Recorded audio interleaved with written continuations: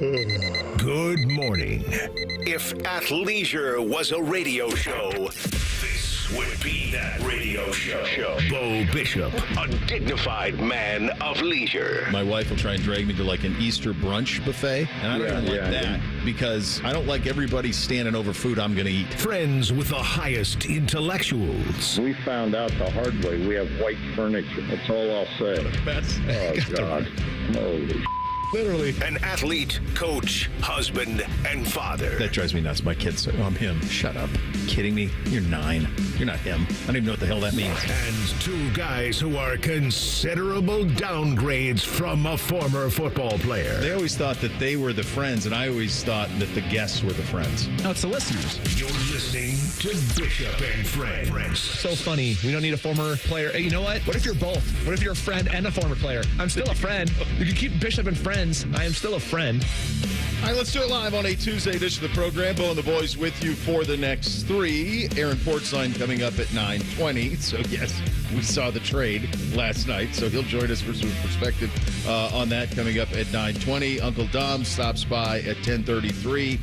2-a-days in the NFC East. We will do the Eagles. We will do the Commies. John Keim will join us on that. Great friend of the program. Good Buckeye. He'll join us coming up at 11:30 on that side of things. Get you the real truth coming up at 10 o'clock. A couple of Buckeye questions in there in terms of what Will Howard could be this year at Ohio State and also what Jeremiah Smith is capable of this season and perhaps in the big picture. So we'll get to all of that. Some NFL stuff. Check in with the Bengals. See if the Browns have convinced Joe Thomas to come back and play left tackle as well, because quite honestly, that might be where we are by the time we get to the start of the season. Joe need to put on some weight. He's in Germany, so he's eating well. He was in London, I saw yesterday, eating a traditional English breakfast. So hopefully he can put on some pounds here and maybe have a season left of eligibility. I mean, that's kind of where it is for them. I was thinking about this with the Laine trade last night. By the way, how hilarious is the timing of this? So yesterday, Reese, we were talking about, would Laine be on the roster in the season? And I said, I don't think he'll be at camp, because we did it in the Real Truth a couple weeks ago. I said, I don't think he'll be at camp, but I could see a situation where they hold on to him until a team is needy for him. Well, turns out 12 hours later, away you go. Not even 8 hours later, it's done, and Patrik Laine is traded. Feels very similar to when we were like, there's no way Goudreau's going to go to the Blue Jackets. Let's just move on to other free agents, and then later that day. Look for other guys. I guess we don't have a good read on the Blue Jackets all the time. Which might be okay. It might be okay that we don't. I think we lean into we don't know, so we're just going to make wild assumptions. And then when those assumptions 8, 10, 12 hours later prove untrue, the Blue Jackets come out better. Because the Blue Jackets came out better yesterday for that news, which I was wildly wrong about. I thought they're taking that contract into camp because there's not going to be a deal there's not going to be a deal until desperation. Turns out yesterday the Montreal Canadiens were willing, and I guess, Patrick, be careful what you wish for. Yeah, I don't know. There's a lot going on. But the Jackets got better because they avoided going into what could be disaster, or I don't know if disaster is the right word, but a situation that you don't want to have the Dean Evison era start off with. Let's be real clear. He went from one of the most welcoming, easy to play in hockey markets to the hardest. So that's what just happened. Like that's what going from Columbus to Montreal is. Yeah, you went. You're like, it went from like being playing for the Tampa Bay Rays to playing for the Boston Red Sox. Really, that's what happened going to the Canadiens. So that will be a wild thing. I was reminiscing a little bit about the 2018-19 team, and it's been a long time, obviously, but I was looking up that team. That team had 98 points. That's a team that was the 8 seed. It's this crowning achievement for the franchise. And I was going back and looking at what they did that season and who was on that team. And you think about the young core that was on that team and who made that squad up. Panarin was an 87-point player that season, 28 goals, 59 assists. Cam Atkinson scored 41 that year. He had 69 points, scored 41 goals. Pierre-Luc Dubois was a 27 and 34. Josh Anderson was 27 and 20. You had Seth Jones, Zach Werenski, young guys on the back end who were doing their thing. Bjorky had 23 goals that year for that team. And all that it netted you, and you had Bob, by the way, you had Bob. So you had him, who just won the cup. So you had Bob too. So you look back at that team, and it is this glimmer of what we thought would be a sustainable hockey team that was going to be good for a long time. You knew that it was going to take some convincing on Panarin to get him to stay, and I think they did everything that they could. But everything that happened, and then the next year they're in the bubble, and they beat Toronto in the bubble, so they had another series win there before the Lightning got them when they were playing in the bubble. That's a season sometimes we forget a little bit. But you think of those 2 years back to back, and you think about that young core that we just all assumed. I mean, even depth guys like Wenberg and Murray and those guys. I mean, they Foligno's on that team too. Like, it was just this big, deep team that was kind of hulking and physical. And then when Panarin left, it all started to crumble. I mean, Anderson traded to Montreal, and then PLD is put in the trade for Patrik Laine, and they had to kind of flip it on the fly. And what ended up happening was truly all the way down to the studs. Let's start over is what it was. And even you mentioned Johnny. Even the signing of Johnny was it was something you didn't think was possible. So when it happened, you're like, my God, we got Johnny Hockey, but did it even fit with what they were trying to do? And in a way, I think of that when I think of Laine. Like, this was a guy who was just so precocious, almost like a prodigy when he first comes into the league, like just a supernova goal-scoring machine. And then it starts to stack, and the years start to stack, and he's got off the ice stuff that he's trying to work through as well. So there's just a lot of factors to it. But you're just left, and this isn't the fault of, just from a fan perspective, throw all that out. It's just a wildly disappointing tenure run, and he kind of represents that. And I think him being sent to Montreal, you're right, Reese, it's a home run for the front office. They don't have to pay the $8 million salary. Now, the cost of that is a second-round pick, so that's what the cost was to be able to do that. You had to throw the second-round pick in the deal. But it's kind of a way to just wipe the slate clean on that sixth season. What just happened? I mean, that's kind of what the Laine deal is for me. The Laine deal, I remember, came down during, it was either the day of my wedding or the day after. I was reading about it the day after. I was busy a little bit the day before. But luckily, the 3.5 years have gone by, and my marriage has now lasted longer than Patrik Laine's tenure in Columbus. So that's good for me. But to continue to build on your bring it down to the studs and rebuild the Blue Jackets, it does kind of feel like there were, with Laine, not quite as much, but it didn't really work out. And then Gaudreau had this, where if you're building down to the studs, all of a sudden Extreme Home Makeover came in and they moved that bus, and you're like, wow, this house is great. And then when you start living in the house, playing the games, you realize that you can't afford the property taxes and that it doesn't really function all that well for you to live in. And that's what happened to the Blue Jackets. Is there are a lot of good pieces, and like on paper, you're like, ooh, this is maybe one of the better rosters that they've ever had. And it never came together. The Good Laine was something that never really produced anything for the Blue Jackets, and then Laine barely even played last year, and so now it's time to move forward with it. But the biggest thing for the Blue Jackets, and I was surprised on this, that they were able to get Laine's contract off the books. So it's 2 years they don't owe $8.5 million plus to Patrik Laine. And on top of that, I was really impressed with that because I don't think they needed to get rid of it, because I don't know what they're going to go out and get in free agency at this point. And so what do they need all this cap space for? But the fact that they don't have to pay it is always a good thing anyways. It's ownership. It helps them. Yeah, I think everybody just feels better knowing that you're not paying that to a guy who doesn't want to play for you, or you don't have to pay half so he can go score goals or contribute for another team. Look, I think, for Dean and for Don, you don't need that second-round pick right now. It's a 2026er, so you kind of let that deal with it when you can. The defenseman they acquired, he was 60-plus games 2 seasons ago, 50-plus games last season. So there's somebody who's had NHL experience. The Canadiens weren't very good last season, but there's a guy that you can have a little bit of depth on your blue line, and you've seen with injuries the past couple of seasons. So everything is beneficial for the Blue Jackets because of what happened yesterday. There's let's not sugarcoat this. The players that we had at the time and the players that you got in exchange for them, whether it was Anderson or PLD especially, in the Laine situation, like, you went from having apex talent, like those were, like, at the time when at PLD 2018-19, you said, okay, this is a frontline number one centerman. Now, his career's been all over the map. He's played in Winnipeg, and now he's in L.A. Like, he's bounced around a little bit. He's really never been better than he was here. Didn't he get traded out of L.A. too? He could have been. That could have been happened too. I'm be honest with you, I'm not on the beat, so I'm not sure. But I know he was in L.A. and he was in Winnipeg for a little while. But you thought he was a top line guy when you acquired Laine. You thought you were getting a top line guy, like an A+ NHL superstar. None of that ever happened. And when I look back on 18-19 guys, and I think about what we thought Josh Anderson would be, what we thought Pierre-Luc Dubois would be, Panarin is the only one that when you look back on it, you go, oh, he was that great. And I do wonder if he lifted everybody else around to a certain level. And he took people along with him. Keim is he had an all-time season for him, 41 goals. But the other guys, I kind of wonder if he propped them up a little bit and if there was a little bit of false hope to that team that made us think that maybe players were a little better than they were. Laine did land in Montreal. He's already done a press conference there. They're not screwing around. Reese, I'm going to go to you on this. Which of these do you think is which one did you find most interesting? I would probably say the one where he was asked if there could have been any fix could he have been convinced back to Columbus? Okay, let's go with that one. Not really.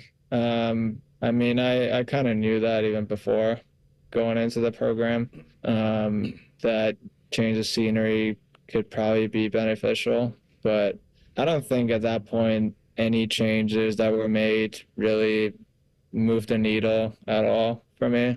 I just knew as a person that I needed a new start somewhere else, more so as a person than as a hockey player. And that's what I'm more worried about, me as a person. So, obviously there was stuff that happened in Columbus on and off the ice that, kind of haunts a little bit. But so just feel like I needed a restart for my life and my career, and now obviously super fortunate to have that in Montreal. So obviously couldn't be happier about it.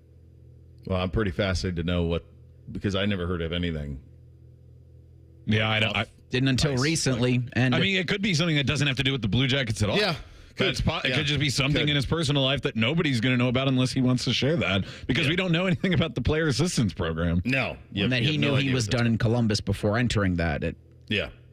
So you were headed in that direction anyway. I honestly, this is one of those things that just kind of a thought on this. On August 20th in Columbus, Ohio, I don't even know how much this hits, quite honestly.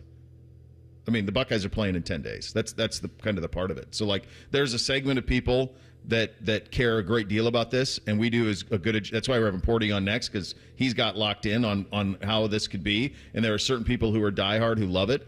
But this time of year, this is tough because it's not something that crosses over the radar. The career here, to me, is going to be kind of that move is kind of a representation of trying to hold on to something that maybe wasn't as special as we perceived it to be based on one playoff series win. And that, when I look back on it, that's kind of where I'm at with it. We'll ask Porty about that coming up next. We're off and running. Bishop and Friends right here on The Fan. If you consider yourself a Buckeye fan, you've come to the right place. This is your heritage sports talker and home of Ohio State Athletics, The Fan, Ohio's sports destination. Tire Discounters announces our latest breakthrough, TD Chat BS. This software allows us to detect untruths, deceptions, and even outright lies. Let's listen in as we call a local car dealer. Hi, I drive your model of auto or truck. I need servicing. Oh, that's great. You should always call the dealer for service to make sure your warranty stays intact. Untruth. Excuse me? I can attend at Tire Discounters for all services, even for all manufacturers' scheduled maintenance. Warranty not affected. But it's only us dealers who really know our own models. Deception. Tire Discounters ASE technicians are certified experts for all makes and models. Okay, maybe. How many dollars do you charge me for? As few as Tire Discounters? We are not that much more. Outright lie. Ending call now. Bye. No, Adios. but Aloha. Hasta la pasta. Don't miss our Savor the Summer sale, now till Labor Day. Hey, what's up? It's T-Bone. If you need a new roof, but you're not sure you can afford it, no problem. Right now, Able Roof is offering no payments, no interest until 2026 for qualified buyers. Yep, that's the same Able Roof that's been voted the #1 roofing company in Columbus by Consumer Choice Awards 22 years in a row. Want more? Able Roof will give you up to $1,000 off a new roof, siding, or windows. This is a limited time offer, so call Able Roof today. Call Able for the proof. 444 Roof. Excuse me, waiter. There's a hair in my soup. A long purple hair. I'm so sorry. I'll get the manager. I'm the manager. How can I help? Wait, weren't you the Plum Insurance mascot? What gave it away? My long purple fur? Something like that. What if all insurance companies were like NJM and were known for putting their policyholders first, not gimmicks? Then all those insurance mascots would have to get real jobs. I'll pass on dessert. No jingles or mascots, just great insurance. NJM. We don't talk politics on the Fan. We'd rather talk about things that unite us, like the exciting Buckeye season ahead and pizza. How about the rebirth of the Jackets and pizza? Your home of the Buckeyes, Jackets, pizza, and no politics. The Fan. Care Heating and Cooling. When you need a company you can trust, call 1-800-COOLING. More and more people are falling into problem gambling. Mary Haven's experts offer comprehensive care. You and your loved ones can count on mental, emotional, and financial guidance. Confidential and judgment-free. Go to maryhaven.com. Sugar, fresh for everyone. Fuel restrictions apply. Check out this great deal on giant-sized Kellogg's cereal. Select varieties are on sale now, 3 for $10 with your card. Kroger, fresh for everyone. Ohio's public schools are safe, welcoming learning environments where everyone can thrive. No exceptions. Thanks to the nearly 120,000 public school educators in the Ohio Education Association. We are dedicated professionals who deserve respect, a living wage, and a seat at the table when decisions are made. And we're using our united voice to demand the supports and resources our students need to succeed. Because in Ohio, public education matters. Have you lost Ohio Medicaid? At healthcare.gov, you can find a low-cost, quality health plan. Do plans cover doctor visits? What about emergency care? And prescriptions? All covered and more. Plus, with the new law, 4 out of 5 customers can find a plan for $10 or less per month with financial help. Healthcare.gov is here for you. Enroll today for coverage starting the 1st of next month. Paid for by the U.S. Department of Health and Human Services. Fan weather. From the Logan AC and Heat Services Weather Center. Skies are partly cloudy today. We'll see a little bit more sunshine as we head into this afternoon. Temperatures a little cool to start, down in the 50s. You're likely going to need a light jacket to get you out the door and get the day started this afternoon. Staying cool, temperatures only climbing to the lower 70s. Columbus stopping out at 73. I'm meteorologist Madison Reich with your weather impact forecast on the Fan. Distilled sports discussion served in light beer quantities. You're listening to Bishop and Friends. I think there was probably a hope at some point that a Patrik Laine trade would net you something in the vicinity of his talent level. And the problem for Patrik has been the talent level has been something we've only seen glimpses of for really his entire career here. You would have these stretches where he would do something on the ice. You go, my God, that's exactly who they traded for. That's exactly what you need on this team. But those instances were relatively fleeting through the years. You just did not see them consistently. So in return, you have to give up a second round pick, so you don't have to pay the money, and that's a win for you as you think about what this Jackets team could be in a month or so when we start to wind things up. I would assume it's a kind of a go to the bottom type situation. I don't think you're going to hear anybody down there talking about postseason or anything like that. No, that doesn't feel like what the Blue Jackets are. That's why I was never worried. People kept talking about Laine's contract, and it is a lot. And that's why I was never worried about like if they had to eat any of the contract. But like I said, it's nice that they didn't. But it's not like this reinvigorates me in this season. They went out and met Harris. He's a good defenseman. He can play for you. He's played a lot of games in Montreal, but he's not a game changer for you, and you throw in the second round pick to get the contract along with Laine, and it just kind of solves a problem. So now you don't have to go into training camp with something looming over you of having a player around who doesn't want to be here, might not even actually show up, and he's not even on your books now as far as the payroll goes. So overall, the Jackets, this was a very impressive feat by the new front office, I think, to get this done out of the way, and now they can move on with the season. Yeah, it won't linger. It won't linger. For some perspective on this, we head out on the Brian Heating and Cooling Systems fan guest hotline conversation. Our great friend Aaron Portzline covers the Jackets at The Athletic. Porty, a lot I want to get to with you on this, including some of the things Patrik said in his presser yesterday in Montreal. When you listened to that press conference, what jumped out to you in terms of what Patrik had to say about what led to this trade to the Canadiens? Yeah, you know what jumped out to me is it sounded a lot like the press conference he held in Columbus when he made his way out of Winnipeg to Columbus. Different, maybe different issues, different timing and different personalities for sure. But yeah, that and I don't. He didn't open up entirely and say this was this. He probably has a different perspective on things than some within the Blue Jackets have. But look, there is a great sense of relief within the organization, not just to be out from under the contract, but to have this cleaned up in advance of the season, where so much has been sort of reimagined here. To have this lingering as they went to camp would have been really unfortunate. What did you make of his comment that he had made his mind up that he wanted out before he went into the player assistant program? Yeah, well, I mean, it's kind of dangerous territory, I think, for him to say that, but also for anyone, including myself, to leap to conclusions. But I could see people within the program wondering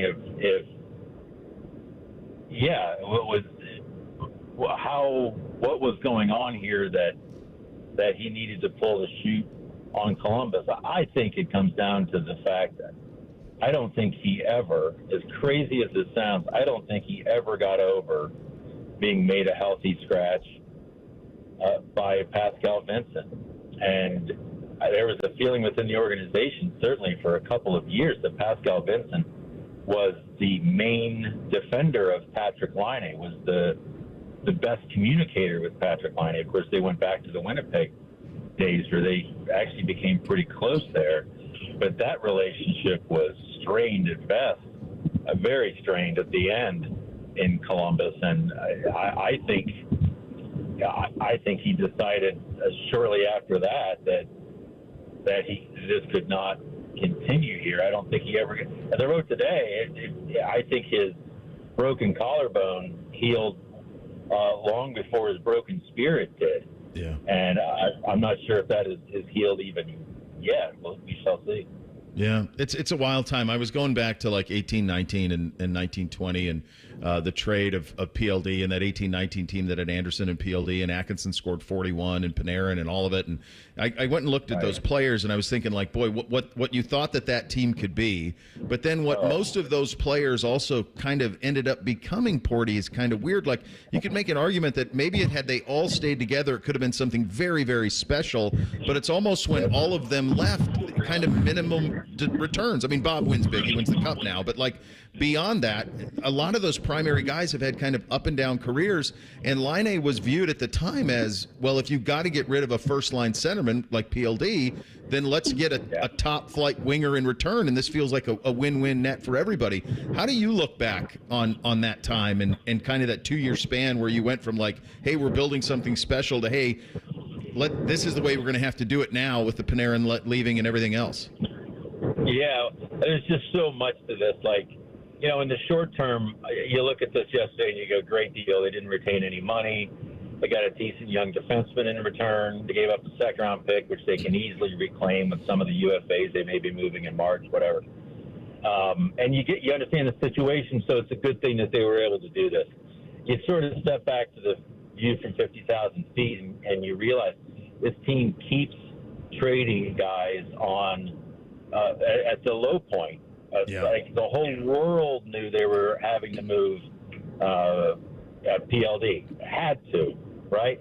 And that's just no way to do business. I also think back to a meeting with the veteran players. I think it was probably after the 1920 season. And if my recollection is right, it was Keim, it was Seth Jones, it was Werenski, it was Foligno for sure, maybe Gus Nyquist. And it was, you know, what do we need? Actually, Foligno may have been traded at that point, but what do we need to do here to make this thing work? You guys know what a good room is like. You've seen it. And to players who they have a hard time doing this sometimes, and you understand why, basically came back with, you got to get Laine and Merzlikins out of here. That's step 1 and 2. And the organization heard that and said, you know what, let's get rid of the people who said that, not the people that they mentioned. And look who all's gone, right? And that's one of those things, like in the near term, you go, well, that's kind of ouch. Like you ask those guys to bare your soul, and they do, and that's how you respond, by moving them out rather than taking the suggestions they made. But think of the chill that sends throughout the room as, don't ever share your honest opinion here, because that's how it's going to be handled, not straight up, thanks for your input, we'll respect your privacy here. Jeez, that's chilling stuff to hear that and be reminded of that. Yarmo just have a blind spot with where those guys are concerned? Do you think that's what it was in the end? You know what? I look back on Yarmo's end here, and I'm certainly not comparing the two men because they are vastly different. But it reminds me of the ending of the Doug McClain years, where you want to have a plan, but things start to get so desperate and so impatient that you just start grabbing in all different directions. You're going to rebuild, and then you sign a veteran player to a 7-year contract, Johnny Gaudreau. Mm-hmm. You give up major resources to bulk up the defense the next year. That's not rebuilding.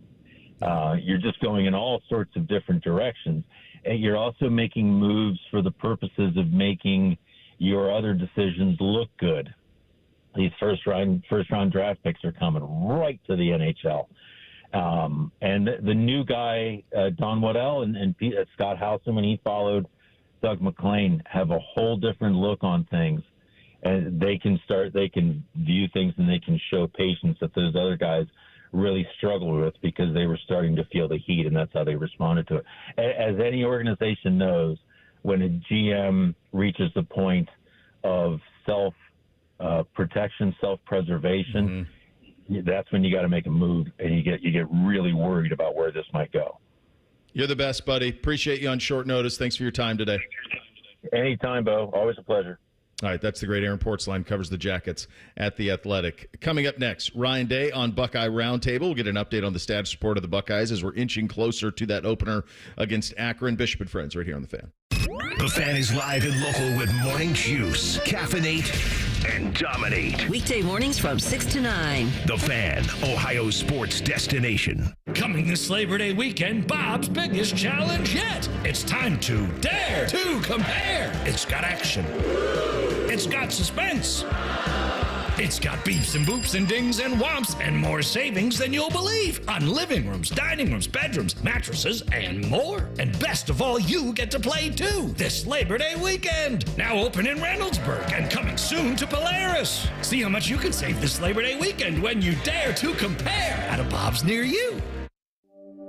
Driving plays a big part in driving the local economy. It helps us all get where we're going and creates good jobs close to home. At Synovus Energy, our refineries in Toledo and Lima are a reliable domestic source of gasoline, diesel, and jet fuel. Plus, more than 2,300 employees and contractors work for us here in Ohio. See how we're helping local communities move forward at Synovus.com. Hey friends, Beamer Carp and Shark here for Morning Juice. Now you've heard us talk a lot about FanDuel. That would be America's #1 sportsbook. Well, we've got something a little different for you now through September 22nd. All FanDuel customers, not just new ones, but if you've already had an account, all FanDuel customers can bet $5 and get a 3-week free trial of NFL Sunday Ticket from YouTube and YouTube TV. I had it last year. I'm getting it this year. I don't even have to leave my couch to watch all of the NFL action all season long. I absolutely love it, Bob. And then with a YouTube TV base plan, you'll be able to watch every regular season Sunday afternoon game out of market. All you need is a Google account and a current form of payment, and you can cancel anytime. You sit there, Sharky, with that quad box. You can bounce around. You can spin through all of them. It's all there for you, and it's all terrific. All you have to do, Bob, is visit FanDuel.com/juice to download America's #1 sportsbook. Must be 21 and older and present in Ohio. Full price of NFL Sunday Ticket will be automatically charged seasonally after free trial. No refunds, terms, restrictions, and embargoes apply. Gambling problem? Call 1-800-GAMBLER. Guess what? Our ugly faces are on YouTube. Search 971 The Fan and watch all your favorite shows. Laptop, phone, tablet, smart TV, we're everywhere. Bring us in the bedroom with you. Yes, The Fan. When there's a United Dairy Farmers nearby, fan favorites are too. Score a set of 6 Cincinnati Reds player cups for $19.99. Ellie, Green, India, Steer, Diaz, and McLean cups only at UDF while supplies last. Meet animals from around the world as you explore the Columbus Zoo and Aquarium. Whether you're fascinated by the towering elephant or playful sea lions, we have it all at the Columbus Zoo and Aquarium. Visit columbuszoo.org to plan your visit today. This week at Meijer, buy 5 or more and save $5 or more on hundreds of items across the store. Shop items like Pepperidge Farm buns, Johnsonville smoked brats, Breyer's ice cream, and select Coca-Cola or Pepsi products, plus deposit where applicable. Plus, shop hot deals on California red seedless grapes for $1.29 per pound, certified Angus beef T-bone steak for $9.99 per pound, and Meijer chips 3 for $5. Shop great prices and limited deals this week at Meijer. Exclusions apply. See all deals in-store or in the Meijer app. Prescriptions require an online consultation with a healthcare provider who will determine if appropriate. Restrictions apply. See website for details and important safety information. Subscription required. Price varies based on product and subscription plan. Hey guys, did you know there's a generic form of Viagra that works just the same but is 95% cheaper? And you can get it online at hims.com/joy. Through Hims, you'll get a free medical consultation to determine the ED medication that's best for you. Discreet shipping if prescribed, a 100% online process, and a range of treatment options, including trusted generic alternatives to the name brands at up to 95% off. ED is personal, and at Hims, so is treating it. Just go to hims.com/joy and get connected to a licensed medical provider online for free with zero copay, no expensive appointments, and no awkward face-to-face conversations. To start your free online visit, you need to go to this exclusive address, hims.com/joy. That's hims.com/joy for your free online visit. hims.com/joy. Bishop and Friends is sponsored by Awaken 180 Weight Loss. Fast, sustainable weight loss without medications. The solution for weight loss. Awaken 180 Weight Loss. What's up? What's up, man? What's up with you? Sponsored by High Bank Distillery, home of the best blended whiskey in America. Grab a bottle or dine in at their 2 restaurant locations in Grandview and Gahanna. Drink local, drink High Bank. All right, here's what's up on a Tuesday edition of the program. You know it's getting close when you got the roundtable back, baby. Buckeye roundtable last night, and Coach Day was on there and had some great conversation with the fellas, as he always does, each and every single Monday. Let's start with Coach Day on what the final week, because that's where we are now. Here's the final week of camp and how Ryan Day sees it going. It's the week before game week. Guys are out of the hotel. They got out after our scrimmage on Saturday, and classes start tomorrow. So we'll start to transition from practicing in the morning to practicing in the afternoon. Today's kind of our last full day. I just got done with a team meeting. Got a special teams walkthrough now, meetings, and then walkthrough, and then those guys will be done. And then next time we'll see them will be at 2:30 tomorrow. Man, it's coming quick for us here, guys. A couple of things that we're curious about, and Ryan Day obviously transitioning. And as I was listening to him talk there, and he's talking about we're going through a special teams walkthrough. You guys, it's hard to wrap your head around how much he's doing outside of coaching in this modern college football world that we currently occupy. The amount of glad handing, the amount of kissing babies and shaking hands and signing autographs and posing for pictures, it's one after another. It's a relentless stream of it. It never ends. Like it's one thing after another. It is why the hiring of Chip Kelly is so critical. And I think we've done a pretty good job of emphasizing how important that hire was. I think we've done a pretty good job of highlighting how it was even an upgrade over Bill O'Brien, and we thought Bill O'Brien was absolutely necessary in the fact that he had run programs, he'd run NFL teams. You needed to have somebody in here who could do the job of a head coach, because quite honestly, now in college football, you basically need 2 of them. That's the reality of it. And so Ryan Day's got his imprint all over the roster in recruiting and NIL, and it's his offense. But now he has a guy who is his true mentor, who he trusts to call the plays for him. And that is what allows for this next question from Ryan, where he's asked about transitioning out of calling plays and gives this response. Here's Coach Day. It's been great to see some of the ideas that Chip's brought to the table, and obviously with his background of what he's done. And, we haven't been together now for almost 8 years. And so, he's done some things differently. And We've done some things differently. So it's been good to collaborate. He's always done an unbelievable job of calling plays and getting the plays in. And he is embracing our language, so it is a new language. And so, we're going to be there together talking it over. But a big part of the game plan is really, putting the game plan together as a group. And then, once it's on the call sheet, all that work has been done to install it. Then it's a matter of executing it on the field. So we'll be very organized with that and try to do a great job of communicating. But it's been great to see some of his ideas come in. And when you've been together with a group of guys for as long as we have on offense, everyone kind of sees it the same way. A different perspective and a fresh outlook is always healthy. Chip's last year at Oregon, they finished second in the country. They went 12-1. Their only loss was an overtime loss to Stanford. That was in the 2012 season.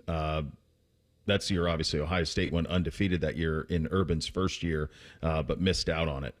You think about the impact that Chip is going to have on this offense, and the one thing that I always loved about his Oregon teams was, despite the fact that they typically in those days could not recruit physicality, they were incredibly physical football teams. They would run it at you a lot. They would run both of the backs. They'd run the quarterback. You're going to see a lot of that stuff going forward this year, I think, with Will Howard and with those two backs that they have. People sounds like he's coming along pretty well too. But it's one of those things that nationally, and Chops, I know you had a point on this, one of those things that nationally I don't know if is getting enough attention for how critical that hire is. The idea that a guy who a decade ago is considered certainly one of the brightest minds in all of the sport, and really one of the true innovators in the history of the sport, is now calling ball plays and doesn't have to worry about all of the things that Ryan Day has to deal with as being the head coach. Yeah, the running the ball thing is definitely something that I think we're all going to be keyed up on like what is that balance going to look like with Chip Kelly now calling plays for Ohio State. And then also, it's not going to be like it was at Oregon. The game has changed a little bit, but they do want to get more plays out. That was something that Ryan Day hit a lot last year with the changes to the first down clock stoppage rule. And so, what mix of tempo and when will they exhibit that in their offense? When will they try to actually rush up to the line, get it in? When will they huddle and go with it? And I want to see that mixture. But to go along with your first point, it's not just that Ryan Day has acceded to the CEO role now, and Chip Kelly gets to kind of take over the day-to-day of the offense, because he does have that CEO role. He still knows what's going on with the football team and is ready to attack that every single day at practice. He's just delegated a little bit. But also now in this new look, like you were talking about, they're also kind of like politicians, that they have a staff around them, and every room they're about to enter that's like a non-specific football team room, they're probably told, here's the people you're meeting, here's who you need to make sure you shake hands with, here's what they donated or what their business is, and or here's this recruit, here's this. It's just constantly, I can't imagine how many times he is briefed on who he's about to talk to in any given day or throughout the week. You guys see Veep? I've seen some of it, yeah. Veep's one of the funniest shows, most ruthlessly funny shows ever. Who is her right-hand man? Gary.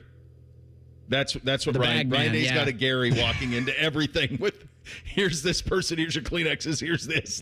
He definitely he's got to have a Gary. I don't know who it is, but he needs a Gary, because I'm sure everything you just described is exactly what it's like. Yeah, and so that's a very different role. And then we talk about the coaches want that control back and dealing with the transfer portal and how quickly their rosters can turn over, how quickly they can add guys. And this time of year, they finally, I think, get to take a little bit of a breath, because people understand, they're in season, and also the rosters stay situated. Because I was reading those comments from Mike Gundy. I'm not sure he practices the best tact as a football coach. He kind of just says what he's thinking a lot, and sometimes it puts him in some hot water. And I could see this one rubbing some people the wrong way, but he is right. He was basically saying that, don't call me about getting paid more at this point, because that doesn't come up again until December. We're not talking about that. We're on the football, and that's what the coaches want. And it's funny because he keeps describing the line in Mad Men. That's what the money's for. Yeah, I'm not happy with my playing time. That's what the money's for. We can talk about that in December. We'll deal with it some other time. I wanted to look at the 2012 Oregon team because I think from a talent standpoint, that one is it's not on the level of this one, but it's similar. And that was probably the last time that Chip got to coach college football with elite talent. He never had elite talent at UCLA. So it's funny, statistically, guys, you remember what we had for Will Howard? I think it was 3,500. It was 65% completions. It was 3,200 yards and 500 rushing yards, something like that is kind of what we were thinking of. So he had Marcus Mariota. This would have been Mariota's because Mariota would have played in 14 as well. So this would have been his sophomore year. Mariota played 13 games that year, 68.5% completions, 26-77, 32 touchdowns, 6 interceptions. So right what we hoped for Howard, 35-8 is where we were on Howard. Now let's look at the rushing statistics. So Kenyon Barner, 1767, 6.4 yards a carry, 21 touchdowns for Kenyon Barner. He was actually a 2,000 yards for scrimmage guy. Mariota ran for 752 on top of throwing for 26-77. So that combined number is very close to what we project for Howard this year. And this is sophomore Mariota, too. This is sophomore, yeah.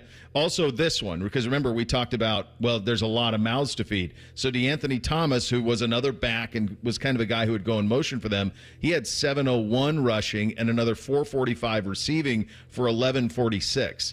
So my point here is the offense, I mean, they spread it around. They got a ton of guys with 20 catches on this Oregon team in 2012. I think if you're looking for, like, what's it going to look like with Chip and offensively this year, those Oregon teams probably are the closest example, along with, obviously, the JT senior year. I mean, that's kind of what you're looking at is kind of a mix of what I think you're going to get offensively for Ohio State. That's pure joy.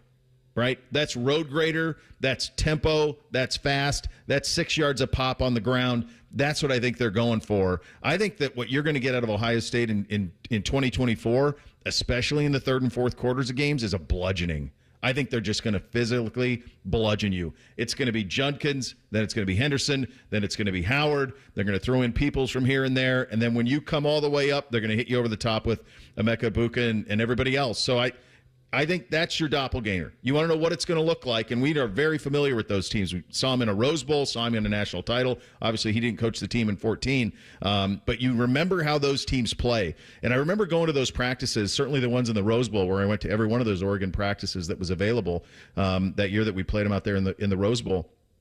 And I remember thinking, everything about what Chip was doing was so cool, and it was so innovative. And I remember talking to somebody at the time going, now just imagine if he had 5-star talent, because they didn't have that. They had a couple of them, but they didn't have the overall depth of talent that a program like this one has. And that's what I think you're going to get this year at Ohio State, is you're going to get that innovation, that tempo, that bludgeoning with 5-star talent. And the combination is going to be a scene, man. Yeah, it's a perfect combination, because I was thinking about this as you were talking, that every year there's different storylines when we go into camp, different position battles, different new guys like a Jeremiah Smith that gets a ton of attention during camp. But really, since the Urban Meyer era started, since he started rolling in these recruiting classes, and then it was put into hyperdrive with like Brian Hartline and Ryan Day the last few years. But the question has always been, every single year at least, how do you spread the ball to all of these playmakers? And it seems like Chip Kelly is uniquely situated to do that, and now he has even more than he ever had at Oregon, and especially at UCLA. Yeah, certainly does. Going to be fun, to say the least. We'll check in on the NFL side of things with the Browns and the Bengals. Jamar Chase back at practice, not participating yet, but perhaps a harbinger of things to come. We will get into all of that coming up next. Bishop and Friends right here on The Fan. The only radio station still operating with an active booze cart. I'm drunk right now. No, I'm not. Yes, I am. The Fan, Ohio sports destination. Care Heating and Cooling. Honest technicians, honest pricing. Call 1-800-COOLING. Hey, friends. Brandon Beam over here from my great friends over at Wendy's. And Wendy's new Saucy Nugs, well, they're here. That means the best nugs in the entire game are now even better. You can choose between Wendy's iconic crispy or spicy nugs covered in bold, flavorful sauces, including buffalo, honey barbecue, garlic parm, and even spicy ghost pepper. Eat them with a fork, eat them with your hands, eat them for lunch, eat them after midnight. There's no wrong answer. For a whole new way to nug, it's got to be Wendy's. Open till midnight or later at participating U.S. Wendy's. Hours may vary by location. Pop quiz. What's the best way to go back to school? With Giant Eagle and Market District, of course. From lunchbox favorites to fun after-school snacks, they make it easy to care for growing minds and stomachs. And with their Deals for School Days program, you'll enjoy savings on thousands of items throughout the store. But don't wait. Featured items are only available at these low prices for a limited time. So stop in and stock up for the ultimate back-to-school pantry. Visit your local Giant Eagle or Market District today. We know your golf game is ugly, but your course doesn't have to be. Experience the natural beauty of Delaware Golf Club today. Delaware Golf Club is now open to the public and only 10 miles up the road from 270. For the best rates, book your tee time online at DelawareGolfClub.com. Direct Auto Insurance is for uncompromisers. Like Matt. When his old car insurance got so expensive, do you think he walked until his sneakers wore out? No, because he found savings with Direct Auto so he could drive instead of compromise. With savings of up to 25% on state minimum coverage, you too can stop compromising and keep driving. Get a free quote at directauto.com or a store near you. Savings vary, terms apply. National General Group, Winston-Salem. There's nothing like having Common Man and T-Bone resting on your bosom. Oh, for someone with no breasts, you've done very well for yourself. Gross. Pick up the latest T-shirt in the fan store or pick up merch from a show you actually like. We even have Ohio State and jacket stuff. Head to 971thefan.com. Hey, it's Bobby Carpenter. Have you ever heard someone say that they just don't make or do things like they used to? While that may be true for many things, there is one company who strives to deliver the customer experience and quality product that we all reminisce about. And that company, well, it's Newman Roofing. You can read it time and time again in their reviews, how much they truly care about their customers and the roofs that they install. And I should know, they installed a roof for me and my family, and it was tremendous. Their sales team was fantastic, and the quality was phenomenal. They strive to leave the home as they found it. And some customers say they even leave it cleaner than it was before, and I can second that. Not only do they install a quality product that is going to protect your home and family for years to come, but they also walk away leaving you feeling confident that you hired the right company. Whether you need a roof repair or replaced, call the company that families have been trusting for 32 years, and that company is Newman Roofing. 614-NEW-ROOF or newmanroofing.com. Life insurance. Why are you putting it off? Can't afford it? Too much hassle? Think you don't need it? There's lots of excuses for putting off life insurance. But if you weren't there, who would pay the mortgage and other bills? With Ethos, you could be covered in 10 minutes and boom, family protected. Ethos, fast and easy online term life insurance. Up to $2 million in coverage with no medical exam. Some policies as low as $1 a day. Answer a few health questions and get your free quote at getethos.com. That's getethos.com. The all-new season of Futurama is streaming on Hulu. That's great. But I have to warn you, it's completely brilliant. The interplanetary hit is back. The very survival of Earth is at stake. Is everybody okay? Is anybody hurt? Nobody's okay. Everybody's hurt. Watch the all-new season of Futurama. That's the best damn show I ever saw. New episodes Mondays, streaming only on Hulu. The Fan Guest Hotline is sponsored by Federal Elite Heating and Cooling and Bryant, doing whatever it takes to keep you and your home comfortable. The Fan. Our top men are working on everything except this show. This is Bishop and Friends. My friends, you likely know this. You probably just don't talk about it much. Erectile dysfunction, a terrible condition. It causes stresses in relationships, creates anxiety, undue hardships on a man, and often the partner as well. Yet many men suffer for years without seeking treatment. It's time for that to be in the rearview mirror, and that's where my friends at Tri-State Men's Health come in. They practice better medicine. They're the leader in treating men's sexual health issues all over the state of Ohio, and especially here in Central Ohio. Give them a call today. They can help you. Tri-State Men's Health treatments work where the pills and herbals fail. They have treatments with success rates well over 90%. So do yourself a favor. Schedule a consult with Tri-State Men's Health here in town. Your initial visit's $99. It includes a medical consult, licensed medical provider, a TNPSA test, and if medically advised, a test dose. Now, if the test dose doesn't work, then the office visit's going to be free. So it's a no-lose, win-win for you. Give them a call today. Get your sex life back on track. 800-900-9654 or tristatemenshealth.com today. 2 locations here in town. Quick exit off 270 in Hilliard and near Medical Mile in Westerville as well on that side of things. All right, you've got NFL. I think this is going to be the NFL preseason game, week 3, the final one. Hard to believe we're already here, where you're going to start to see, certainly from the Browns, you're going to start to see some guys. So the Browns play Saturday at 10 o'clock. You can listen to it here on The Fan, but it's nuts. I've never seen a team have to do this for the final preseason game, travel all the way to Seattle to play a 10 o'clock trailblazing, huh?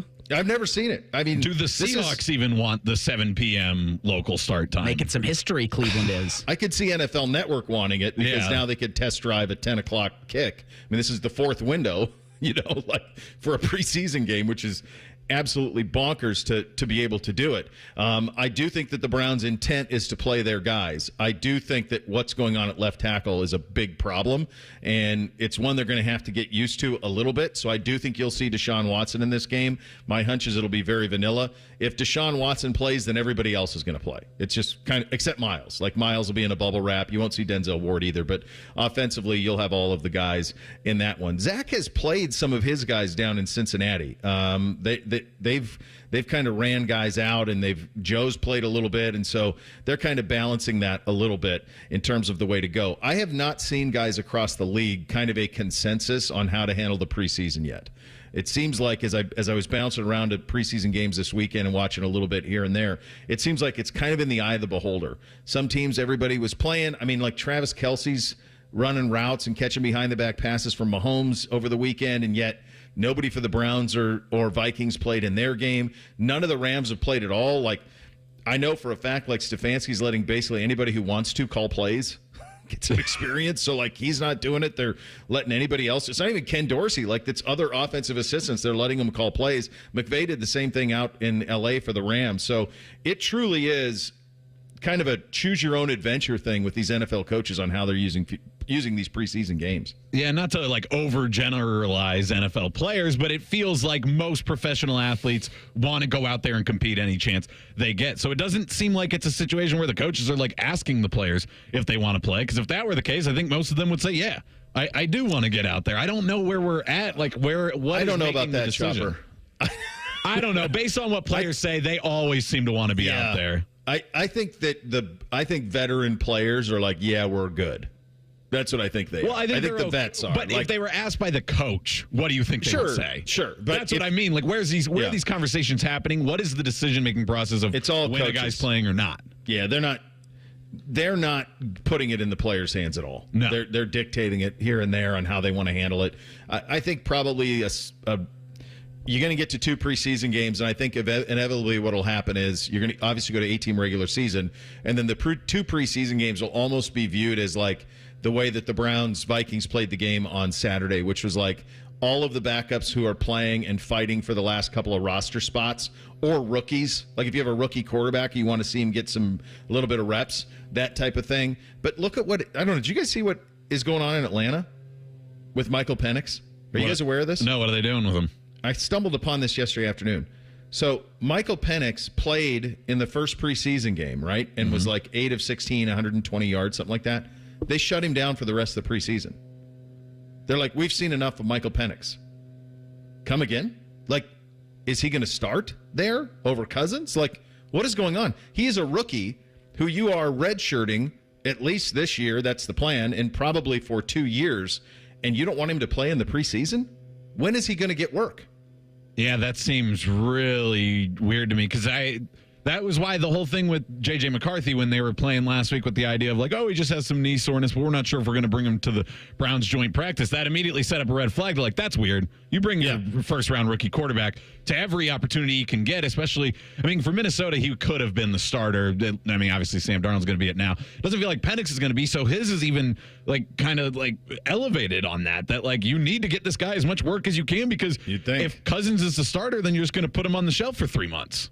Why do you have to put him on the shelf for 2 more weeks? Yeah. I don't get it at all. I feel like you'd want them all to play, and that's the way that it would go. Atlanta's impossible to figure out, I think. They don't make any sense. The last 5 years have been like, what are you doing? What are you planning? Yeah, You're either way smarter than everybody else or dumb. Well, yeah, the proof's going to be in the pudding here in the next couple years. You're going to find out the answer to that question. The Browns just have that big deal at left tackle. The Bengals, it's just getting to the season, getting Jamar Chase back out there. Zach Taylor was asked where the roster is. There aren't many spots up for grabs. Here is Zach Taylor on the roster and the state of it with a couple of weeks to go. There is depth. There is versatility. I mean, those are 2 things you can say. Now some of the depth is unproven. You know, just because you've had a good training camp and shown some flashes in training camp doesn't mean it's always going to be there during the season. So you got to continue to prove yourself. Some of these young players I'm obviously talking about, but there is the potential for depth. And there is the potential for flexibility. Now you just have to be able to do it in this last preseason game, and then when your number's called in the regular season, show that you're worth those reps. And so, again, there's still opportunity out there. Nothing's decided. But I do think that there's potential for depth, and there's potential for some flexibility if we want to look at it that way. pretty nice schedule for them. They are hosting the Colts in the final preseason game on Thursday. That's a Prime Video game, so you're going to get that game on Thursday. And then remember, you get the 2 weeks off. You get this big break at the end of it. So just speak to that from an advantage standpoint between the two Ohio teams. The Browns are traveling to Seattle to play a Saturday night 10 o'clock game. They won't be back in their own beds until Sunday 6 in the morning, 6:30 in the morning, something like that. Eastern is by the time they'll get back, and that's at best case scenario. Meantime, Cincinnati is done and out. They're in their own beds Thursday night, and then they're free for a week probably. They're going to get basically a 3-day head start on resting and preparing for the regular season. So something to watch and a little scheduling benefit of the Bengals there. We'll hit the real truth coming up next. Bishop and Friends right here on The Fan. The only radio show Ryan Day listens to when we're holding him hostage, making him listen to a radio show. The Buckeye Show. Weeknights at 6. The Fan.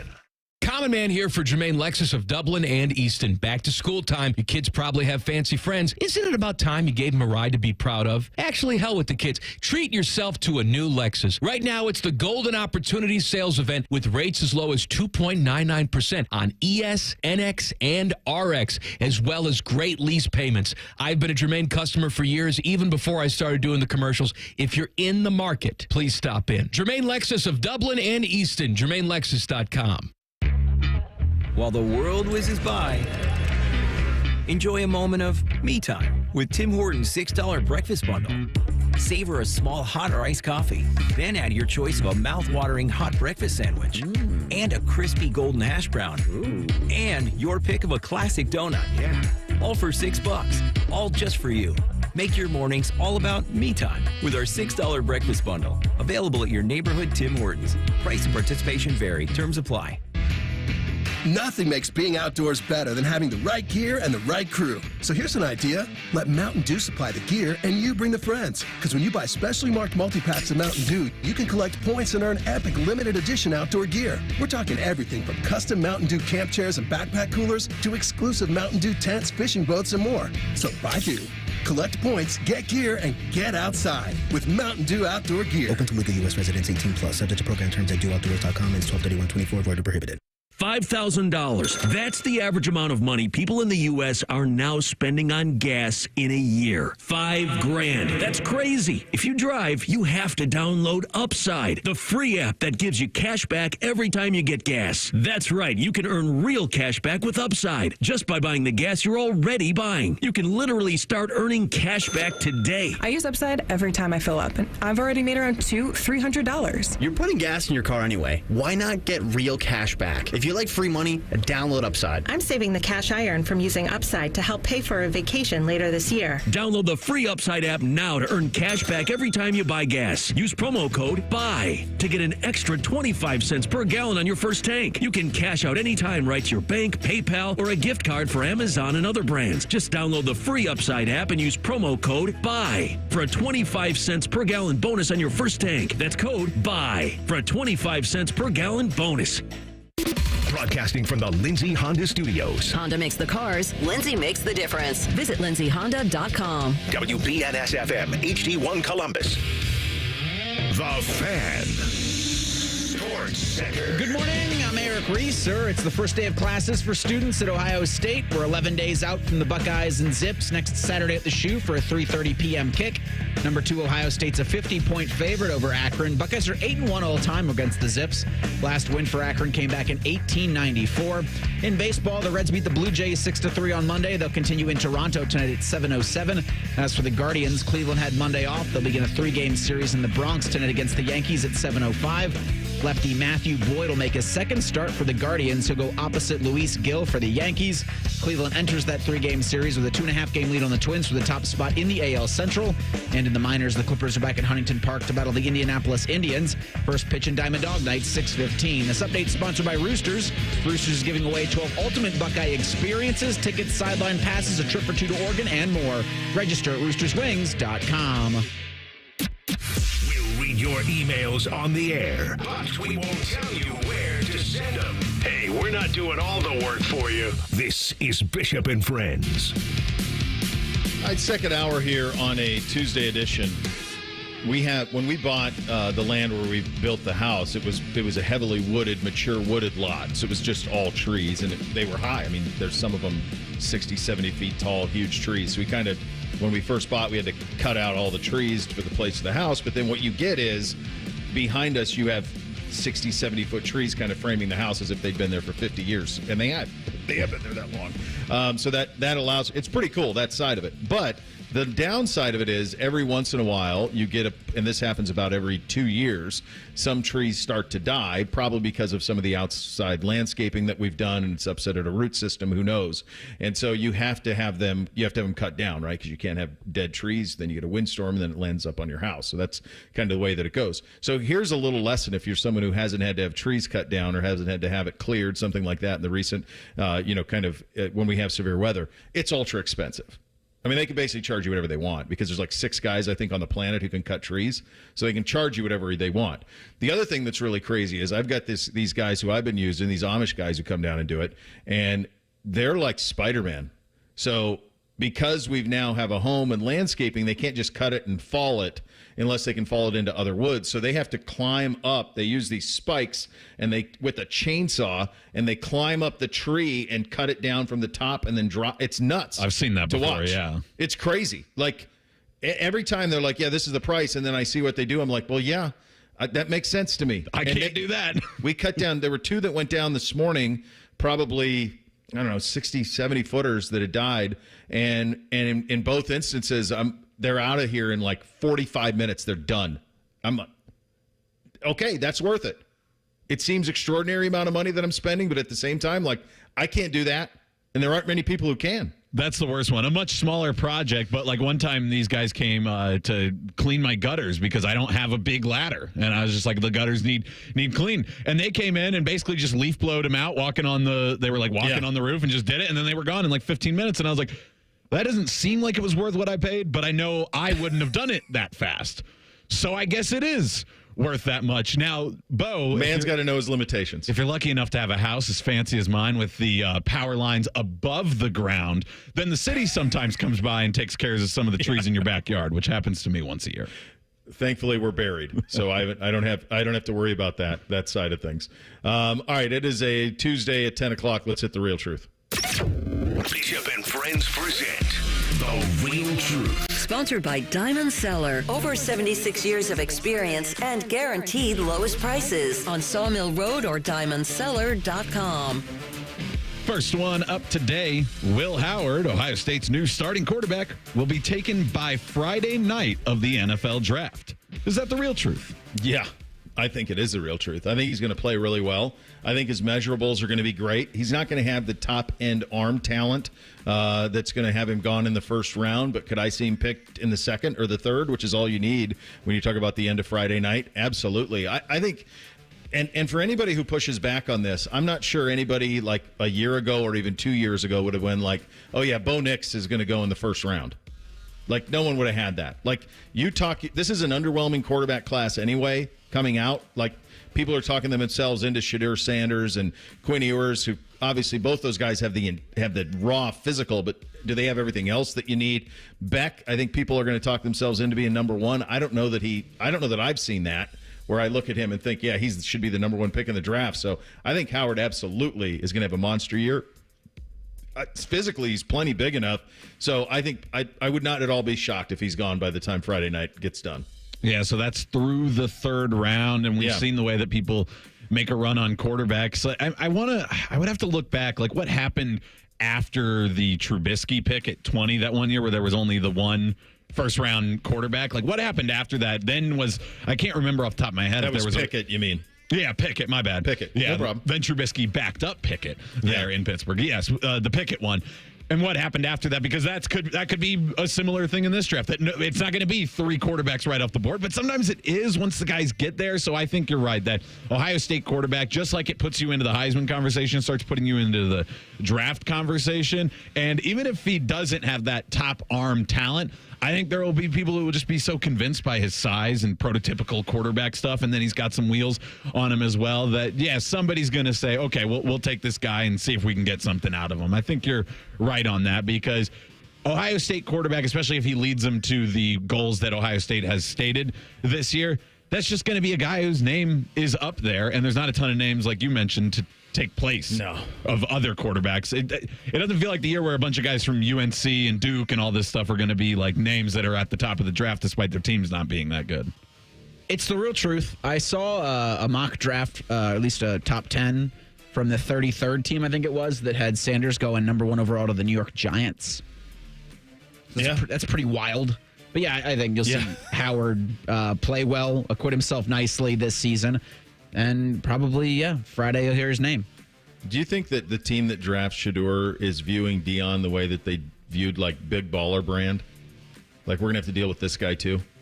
Yeah. Like, is that what Dion has become? Because we all know he's done it at Colorado. We're like, oh, my God, he's going to want to coach, like... Is that where we're at? And I wonder if it depends on what organization you are. Like, the Giants don't need Deion Sanders primetime help to get it. But, like, like an organization, they don't need a quarterback. But, like, Jacksonville, maybe they would welcome it. It might depend on the organization. I could see Mark Davis loving it. That's true. I bet Deion would love it. Hey, let's go out to Vegas. Yeah, Raiders, that would sell. Yeah. Jeremiah Smith will leave Ohio State as the all-time leading receiver. Is that the real truth? So, I think it's very much in play. It's almost impossible to project this now because you don't know if NIL, could there be a transfer? Who knows? Here's the thing that was amazing to me. It's not that hard to do it, despite all the talent, because we don't have that many guys who have played 3 full seasons. So what got me thinking about this was the combination of the Marvin comments about how he only started 1 game as a true freshman, juxtaposed with the notion that Jeremiah Smith is going to play right away. If he just has like a decent first year, he's going to get it. In fact, the record, I would bet a lot that the person whose record he'll break will be his current teammate, Emeka Egbuka. Emeka Egbuka has 1857 heading into this year. That's his career total. That's good for 15th. But here's the crazy part. Number 1 on the all-time receiving yardage list is Michael Jenkins at 2746. If Emeka Egbuka has a 1,000-yard season, which over 16 games, if they go that far, I don't see a scenario how he doesn't. You can stumble into 1,000 yards.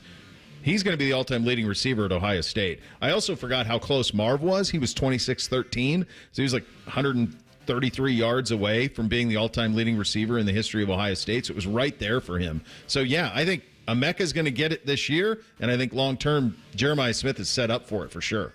Yeah, it's not something that's easy, but he does seem like a guy who could be near 1,000 yards a season. And if he plays those 3 years and gets that, then that will surpass it. It's the start, Chops. You got to get the first year. You can't have the first year be 200 or 300.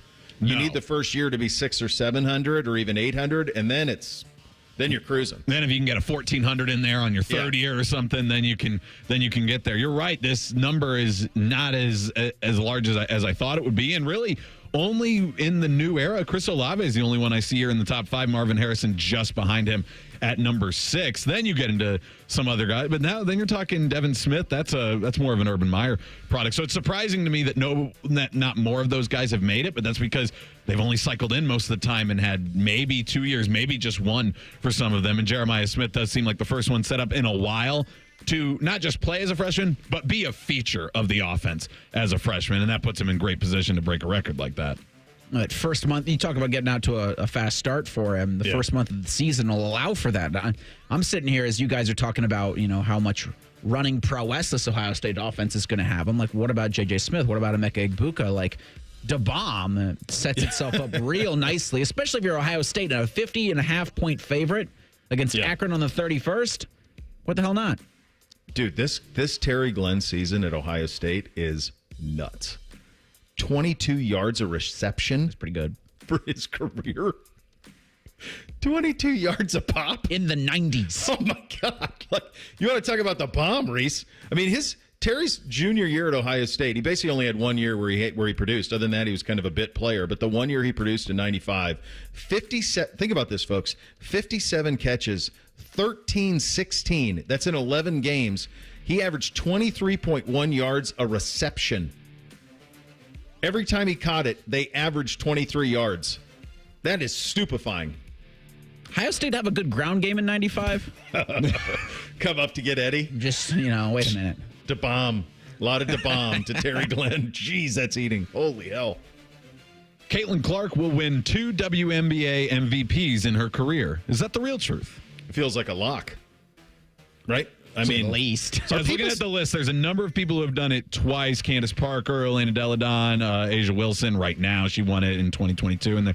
And Lisa Leslie, Cheryl Swoops, and Lauren Jackson won it 3 times. So that's how it goes for those players. But it seems like she's in line for that. Yeah. So she's 22. Come on, just make this easier. Just give me I just want to see where she's at right now. Oh, for God's sakes, I don't need the per game. Just give me, I don't need every game box score. I just need a season box. Can you give me a season box score on this? Chops, you probably have this memorized. What? Are you looking for her assist What's her numbers? point per game and assists per game?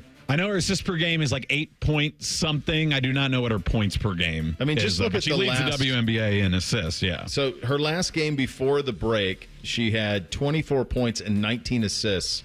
Her first, shooting 50%, better than that. Her first 2 games out of the break, she had 29 in a win against Phoenix. So that's Taurasi and all those guys. So she had 29 and 10, and then they played Seattle, and she had 23 and 9. Yeah, she's going to get some MVPs. 8.3 assists, that leads the WNBA, and 17.8 points per game this year. Yeah. She can go. She's going to win a couple. Yeah, and, the fact that there's already been there. And I wanted to go to 2 because if the record is 3, I'm not going to throw that out on her. Oh, all of a sudden she's going to be the most accomplished WNBA player. But it does feel like these girls who get to the top level, they can win too. And so I think that's in line for Caitlin Clark. As a rookie, she's just running away with the Rookie of the Year. I think the Angel Reese talk as she has come out of this Olympic break, the way she's playing, as you mentioned, some of those game log things, I think just going to completely run away with this Rookie of the Year. And she's going to come in as probably one of the favorites in that conversation next year. Yes. I just can't believe that she didn't play like this before the Team USA was selected. We didn't know she was good. Why didn't we know this was her skill set before they picked the Olympic team? It's wild to me that she was able to develop this so quickly.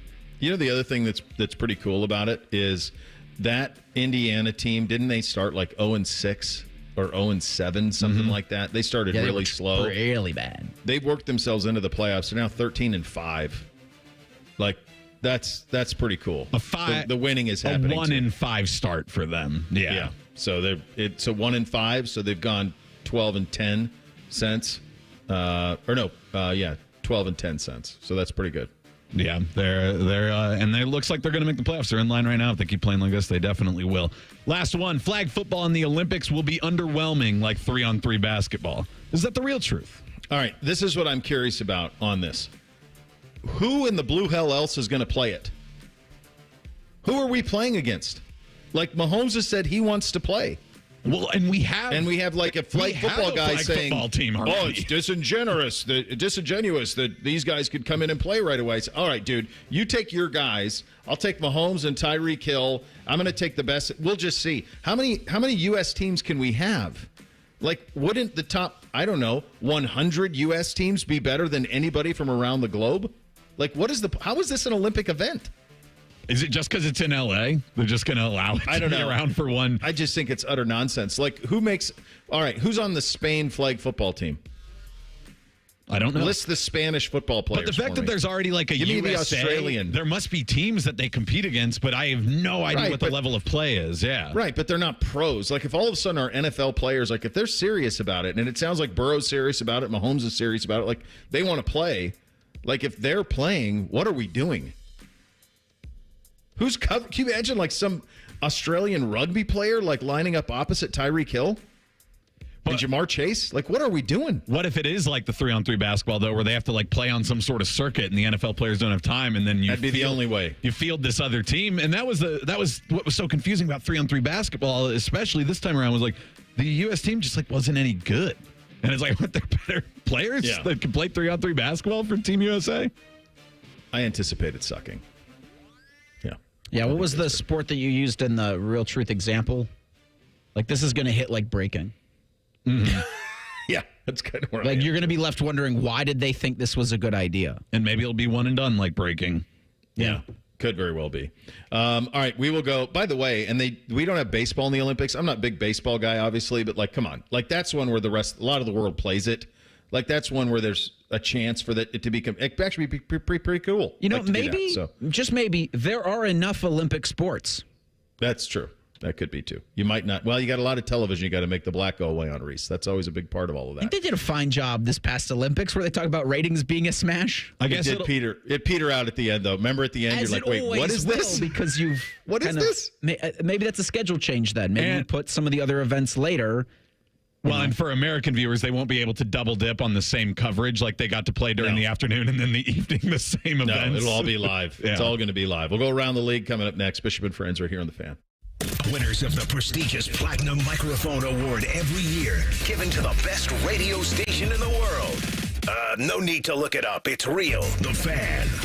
0% up to 48 months on 2024 and 25 new Lindsay Hondas. That's zero, zip, zilch, nada. This August, Lindsay has unbelievable savings. By offering 0% up to 4 years on every Honda on the lot, Lindsay has over 500 vehicles. If we don't have it, it doesn't exist. Plus, talk to us about electric options with up to $97.27 in combined savings with dealer and federal tax credits. LindsayHonda.com or I-70 in Bryce Road. With approved credit on select in-stock 24-25 Honda models. Dealer contribution may affect consumer cost. Hey, what's up? It's T-Bone. Let's talk about your sleep, specifically if you're not getting enough of it. If you're feeling groggy all day because you didn't sleep well, that is an awful feeling. I've been there. And if you're snoring when you sleep, well, that could be a big reason why you aren't feeling rested. This fact surprised even me the first time I heard it, and that is as you age, your risk of having obstructive sleep apnea nearly doubles. That's right. You need to find out if your snoring is related to sleep apnea, because if it is, there's actually help available for you right now. Dr. Mark Levy is board certified in the treatment of sleep apnea, and he offers a custom-fitted oral appliance that effectively treats sleep apnea. I have been telling you about this for years.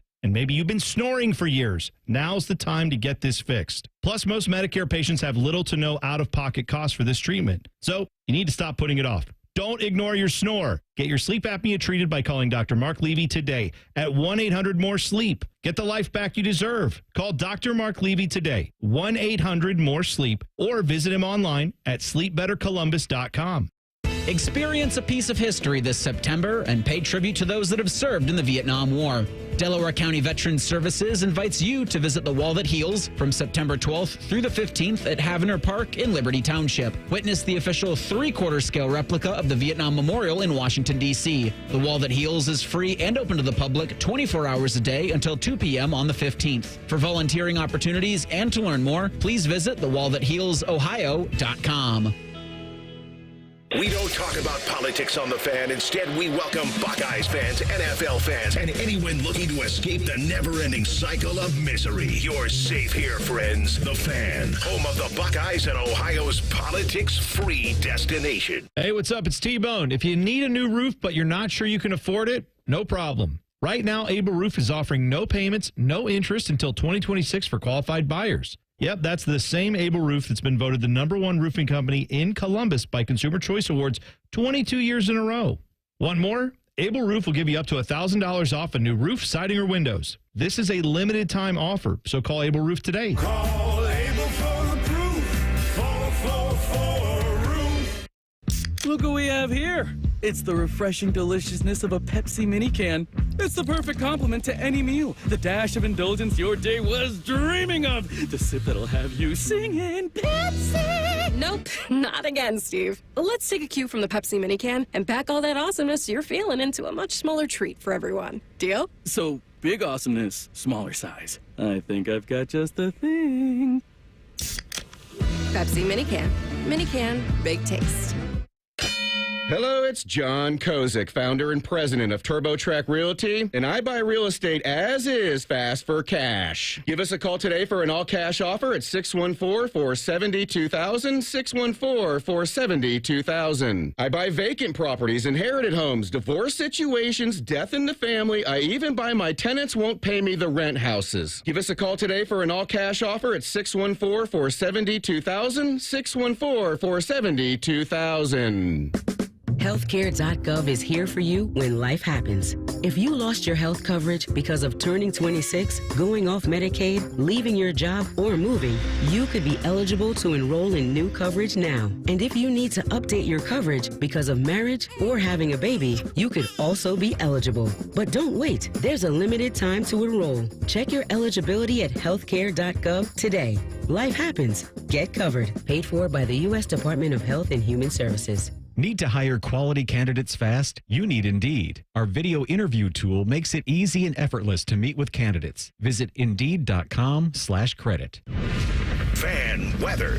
From the Logan AC and Heat Services Weather Center. Skies are looking pretty good out there. We've got a lot of sunshine. We're going to be slowly warming things up with highs today hitting the 70s. Columbus topping out at 73 degrees. Tonight, we're once again cooling down back to the 40s and 50s before we see another day of 70 degrees as we head into your Wednesday. I'm meteorologist Madison Reich with your weather impact forecast on The Fan. Producers, co-hosts, friends, some of those things are true. You're listening to Bishop and Friends. Hey guys, it's Chops here for you. And I've got a new opportunity. The 20-pound summer slim down with Awaken 180 weight loss, dropping 20 pounds before summer ends, cruising to your goal of 30, 40, 50 plus pounds down. It's simple. You take the few last weeks of summer, eating, drinking, enjoying the weather. But the difference, you're doing it with the 20-pound summer slim down. Chopper, summer's almost over. That's the point, guys. The pounds melt off fast with Awaken 180. I dropped my first 20 in less time, and that easy 20 propelled me to reach my goal of losing 60 pounds. That propelled me then to lose another 35. Think about it. You're about to slide back into the same old fall routine with the same old mindset. Mix it up. Live up the rest of your summer while dropping your first 20. 20 pounds summer slim down with the solution for weight loss. Online at awaken180weightloss.com. Bishop and Friends were sponsored by Awaken 180. Fast, sustainable weight loss without medications. The solution for weight loss. Awaken 180 weight loss. I saw this yesterday. Tua Tagovailoa interviewed on the Dan Le Batard show down in Miami, and he is someone who that initial perception of him, that rookie year, kind of hung over him over the last couple of years. But he has been spectacular, was incredible last year. So he was on with Dan on the Le Batard show, and they talked about his rookie season and the difference between his current coach, Mike McDaniel, and his former coach, Brian Flores. Let's have a listen.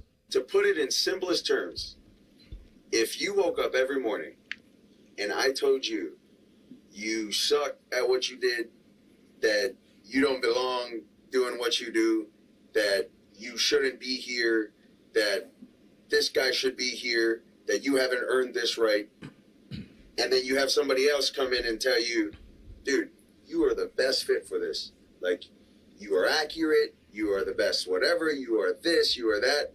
Like, how would it make you feel listening to one or the other? You see what I'm saying? And then you hear it, regardless of what it is, the good or the bad. And you hear it more and more. You start to actually believe that. I don't care who you are. You could be the president of the United States. You have a terrible person that's telling you things that you don't want to hear, or that you probably shouldn't be hearing. You're going to start to believe that about yourself. And so that's sort of like what ended up happening. And it was, I mean, it's basically been, 2 years of training that out of not just me, but, a couple of the guys as well that have been here since my rookie year all the way till now. It's as candid as you're going to hear. I'm actually, it's interesting hearing that, because you don't know, what makes a coach choose how they're going to coach somebody. But I'm surprised that anybody in this day and age still attempts to do it that way. The way that Flores did, with the harsh, you don't earn it, you're not good enough, you're not all of those things. Like, that tone in the league, where is that left? How many of those situations are left where you can take that tone and try to do it? I think most people kind of connotate, kind of lock that in with like football guy, but like Dan Campbell doesn't do that. We've seen him on Hard Knocks. That's not his attitude. Like, he's relentless positivity, so forth and so on. There's an energy to it. There's a football guyness to it, but he doesn't go and coach in that manner. How many people are left that are out there doing it that way? And then conversely, you see what Tua has been the last couple. I mean, folks, are you aware he's a 70% passer? And last year he's 46, 24, 29 touchdowns, 14 picks. Led the league Probably in too yards, much on the picks, but 70% and leads the league in yards. Come on, man. Like, it's elite play. And when I heard him say that, I was shocked that somebody like Flores, who's trying to make his way, thought that would be the tone with a rookie quarterback. Do you know where Flores spent the first 10 years of his coaching career before taking the Miami Dolphins head coaching job? Was he New England? Yep, he bounced around different positions in New England, and so he did the thing that all Belichick tree guys try to do. Came down, Patriot way. This is how Belichick did it. Well, he's Bill Belichick, and he had Tom Brady. The last part's really critical. And that's actually what the Dolphins tried to do. So apparently Brian Flores was like, well, if I just get Tom Brady, then I can do it the way Belichick did. Yeah, I guess. But Tua's the guy you have. So, no, it sounds like he really mismanaged that. And we've seen that time and time again. Guys leave New England and try to set it up the Belichick Patriot way. And it doesn't work for them because they don't have the stuff under their belt to impress these players. Like if you're Tua and this guy's a first-year head coach too, or a second-year head coach maybe at his time, who are you? Why are you this great? Like, how do you take? I just don't see how a player takes that in stride. I don't even know that Tua would have that approach, but I just think the idea that the best way to motivate people is to bring them down, I just don't think that fits at all. And I think the point you make on the Brady is the most critical because Brady was willing to take that coaching. Belichick probably developed some bad habits over those 20 years amidst all the winning where he thought, well, if I can do this with Brady, I can do it with anybody. And the reality is as soon as Brady left there, it fell off a cliff. None of it continued. So it's not something that maybe the special sauce was the fact that you had the greatest quarterback of all time and he was willing to take it, right? But it's not something that travels. It hasn't traveled with any of these guys versus a coach who says, yeah, I got your back. It's apples and avocados, man. And I'm surprised that people still try to go with that approach because it's just not one that works. The Chargers got some good news. Justin Herbert returned to practice on Monday, participating for the first time since being diagnosed with plantar fasciitis. So he is back at practice for them. That's kind of the thought that we would have, that he'd be down a couple of weeks and then be good to go there. Big news on the Commanders front. Jaden Daniels wins the job in Washington, so he will start as well. Daniels had to earn that job, and he did. And John Keim is going to join us at about 10:33 to break down the NFC East and also the Commanders with that quarterback decision on that side of things. Go ahead, Reese. Well, I was just going to say with Daniels, and really with young quarterbacks, if they're your guy, you got to give them that confidence. You got to be like, hey, we're behind you, man. And it screams to what Tua had to deal with this first year. It's people say, oh, these kids are so soft these days. It's like, well, yeah, and you've got to figure out how to get to them.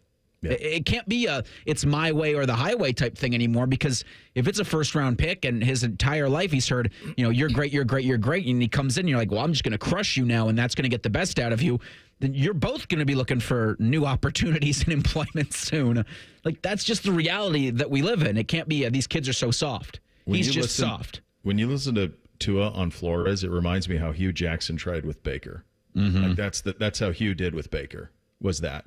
And even when they had no choice but to play him because he was so good on that Thursday night against the Jets, they really undercut Baker with the way they called offensive plays when he was the starter. And it really wasn't until they fired Hugh when they fired Hugh Jackson, that is when it was like Baker got to play a little bit. Now that created a false sense of security because then Freddie Kitchens is the coach, and we all know how that ended. But when I think of what Tua was talking about, it reminded me very much of how Hugh Jackson tried to handle Baker Mayfield, and there's not a success for that. And I think Bake deserves a ton of credit, and Tua as well, for coming out the other side of it and getting through it, because I think it can break a young quarterback, and I think we've probably seen it a lot of times around the league. It's Tuesdays. We visit with Uncle Dom coming up next. Bishop and Friends right here on The Fan. When that alarm clock goes off, Morning Juice comes on. The perfect way to dominate your day or just lay around the house. Morning Juice. Weekdays at 6. The Fan. Marty Brenneman here for Tri-State Men's Health, the leader in men's sexual health for treating erectile dysfunction and low testosterone issues. And they're the leader for a reason, because I can tell you from my own experience of being treated there, Tri-State Men's Health is top shelf. Far too many men wait to get their ED treated, but I want to tell you today that you shouldn't wait any longer. If you're suffering with ED and are like most guys, a medical team at Tri-State Men's Health will get you back on track fast. They have the experience, they have the treatment protocols, and they know what they're doing. At Tri-State Men's Health, they have ED treatments that are effective in well over 90% of men. They can even combine treatments for better results. You might even find yourself performing like you haven't in years. So make an appointment today. Your initial visit is just $99 and includes blood work, a medical consult, and if medically advised, a test dose. And if that test dose doesn't work in the office, your visit is free. Call 800-900-9654 or go to tristatemenshealth.com. They have 6 offices in the tri-state area to serve you. Ohio, ready for some quick mental health facts? Let's go. Nearly 2 million Ohioans live with a mental health condition. In the U.S., more than 50% of people will be diagnosed with a mental illness in their lifetime. Depression is a leading cause of disability worldwide. So why are some of us still stigmatizing people living with a mental health condition when we know all of this? Let's listen to the facts and beat the stigma. Ohio, challenge what you know about mental health at beatthestigma.org. Are you ready to turn your passion for media into a career? Ohio Media School is the place for you. With hands-on training in radio, television, sports broadcasting, and digital media, you'll gain the skills and experience you need to succeed. Don't wait. Classes are starting soon. Visit beonair.com and take the free assessment to get started. Enroll today and take the first step towards your dream career. Ohio Media School. Your future in media starts here. Visit beonair.com. beonair.com. Enroll now. Remember how that little girl in Poltergeist was in the TV? They're here. Yeah? Well, she's actually dead now. It's quite sad. Anyway, watch your favorite fan shows on your TV by subscribing to us on YouTube. Search 971 The Fan. Do it now. Cash, moolah, greenbacks, dough, Skrilla chips, bread and mo. 2, 5, 10, and 20, 30 big ones, games of plenty. Cheddar, butter, loot and scratch. Find the letters, make the match, cause there's many words for cash, no doubt, and many ways to play cash word. Check them out. Cash word from Ohio Lottery. It's game time, yo. Cash word, it's fun to go with millions in prizes, don't you know? Lottery players are subject to Ohio law and commission regulations. Play responsibly. Excuse me, waiter. There's a hair in my soup. A long purple hair. I'm so sorry. I'll get the manager. I'm the manager. How can I help? Wait, weren't you the Plum Insurance mascot? What gave it away? My long purple fur? Something like that. What if all insurance companies were like NJM and were known for putting their policyholders first, not gimmicks? Then all those insurance mascots would have to get real jobs. I'll pass on dessert. No jingles or mascots, just great insurance. NJM. Ah, the sounds of summer. The crack of a bat, the splash of a pool, and the dreaded silence of a broken AC. No uh-oh. Don't sweat it. Call the Waterworks Heating and Cooling Team for an AC tune-up. Schedule a visit today and stay cool all summer long. All set. Call the Waterworks Heating and Cooling Team, 614-333-9720, or schedule service on our website. The Waterworks. Better care, better value, better AC. Hey, it's Anthony here for my friends at Germain Honda of Dublin. Rich is rolling out all of his new Hondas at 2.9% up to 60 months. Just not including the Civic Si and Civic Type R, but all the other awesome new Hondas, 2.9%. You love certified? He has the dream deal. 0.99% APR for 36 months on the 23s and 24s, Civics, HRVs, CRVs, pilots, and passports. When you think Honda, you have to visit Germain Honda of Dublin, Sawmill Road, just south of 270. Bishop and Friends is sponsored by Awaken 180 Weight Loss. Fast, sustainable weight loss without medications. The solution for weight loss. Awaken 180 Weight Loss. Bishop and Friends present Tuesdays with Tiberi. Sponsored by Sears Heating and Cooling. Family owned since 1950. All right, what was your excuse last week? I mean, that's unbelievable. You just left me at the altar. You left me at the altar. I'm sorry. And then I called back, and the way it works is you call back, and it doesn't do any good. It just rang busy. Were you at Scarlet? Yeah, we played in the Corn Ferry outing, media outing. How'd you do? I don't want to say who won, but we won. Jeez. I don't want to say who won, but we won? I'm just saying. Well, you are, and anybody there have been many accusations when it comes to the media golf rounds that are played and some of the sandbagging that happens. And one of the things that I was warned about, and I was always on your team, and anytime we did these things, was that there was a healthy bit of sandbagging on your part. So, are you back to your old form in that regard? What do you mean when you say sandbagging, sir? I don't understand what you're saying. You're a lot better than you lead on. I'm not very good. I'm not. No, you're clutch, though. Junior yell at both of us for, slow play. Our slow play at Muirfield Village. Who did you play with? It was, let's see, it was, well, we just had a good team. You had a good group. Put it that way. Yeah. Did you make some Brian big putts? Kelly, who's the golf coach at Ohio State. Oh, okay. Great guy. There you go. We had Brian Kelly, We had Adam King and we had Rick McLaughlin. So Oh, that's a good group. So you guys are good. Yeah. And you're clutch, so that's money. Let me ask you this. If you were, and I know you don't indulge as much as you used to, but if you were to make the perfect sandwich, and I know you used to be a big-time sandwich guy, what goes on your sandwich? Let me tell you something. I have been purchasing the shaved prime rib. Okay. It's now this shaved. is interesting. Shaved prime rib. Shaved prime rib. I have a Blackstone. You know what I'm saying? I do, yeah. Cook it up there a little bit with some peppers and onions.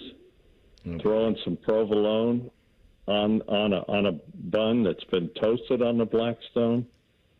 Okay. And then I just like some tomatoes, a little lettuce. I don't do the mayonnaise thing. I'm just never been into the mayonnaise. But yeah, it's outstanding. Outstanding. That sounds pretty good.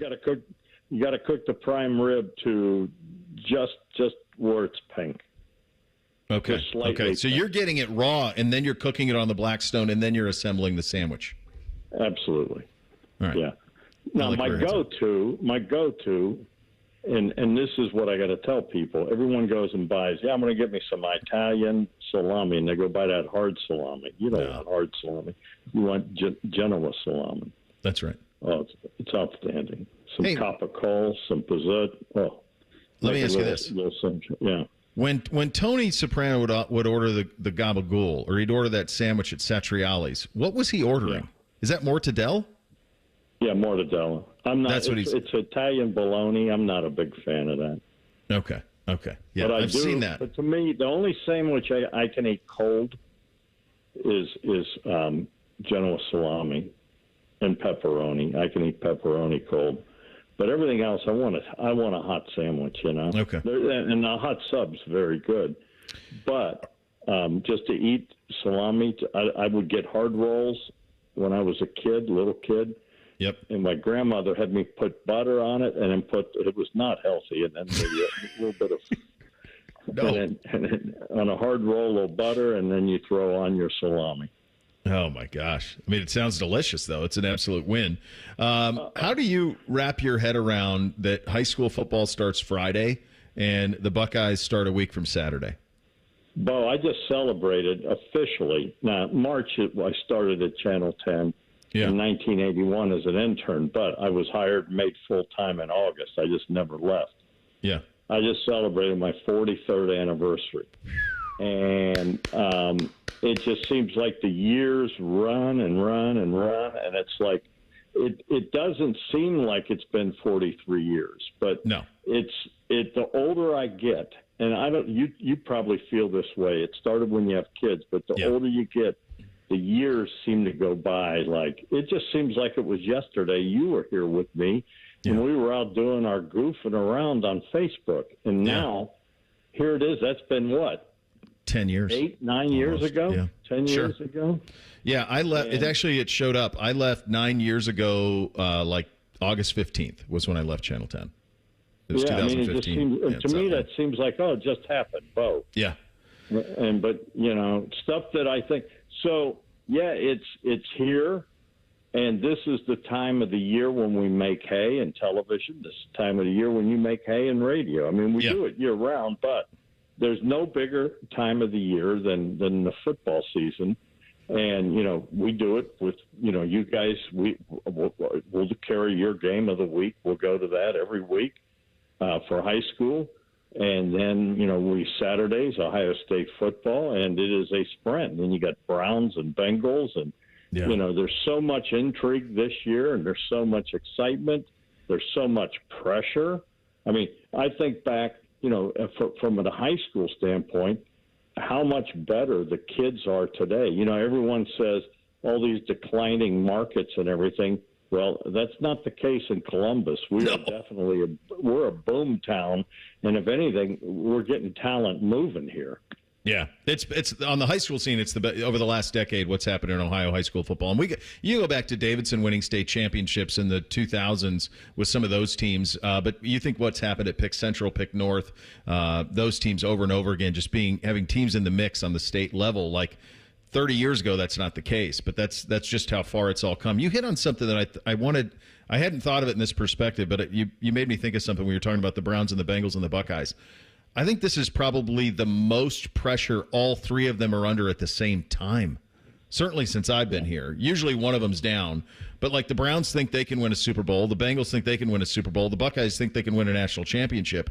You've been here 43 years. I'm trying to think the last time that kind of was the case. And largely because the Browns were bad for so long, was there ever a point in the late 80s where it was like, hey, Ohio State, go win a national championship? Because that would have been the only time where it was also true of the Browns and the Bengals, probably. The Boomer Esiason, Kozar, that era.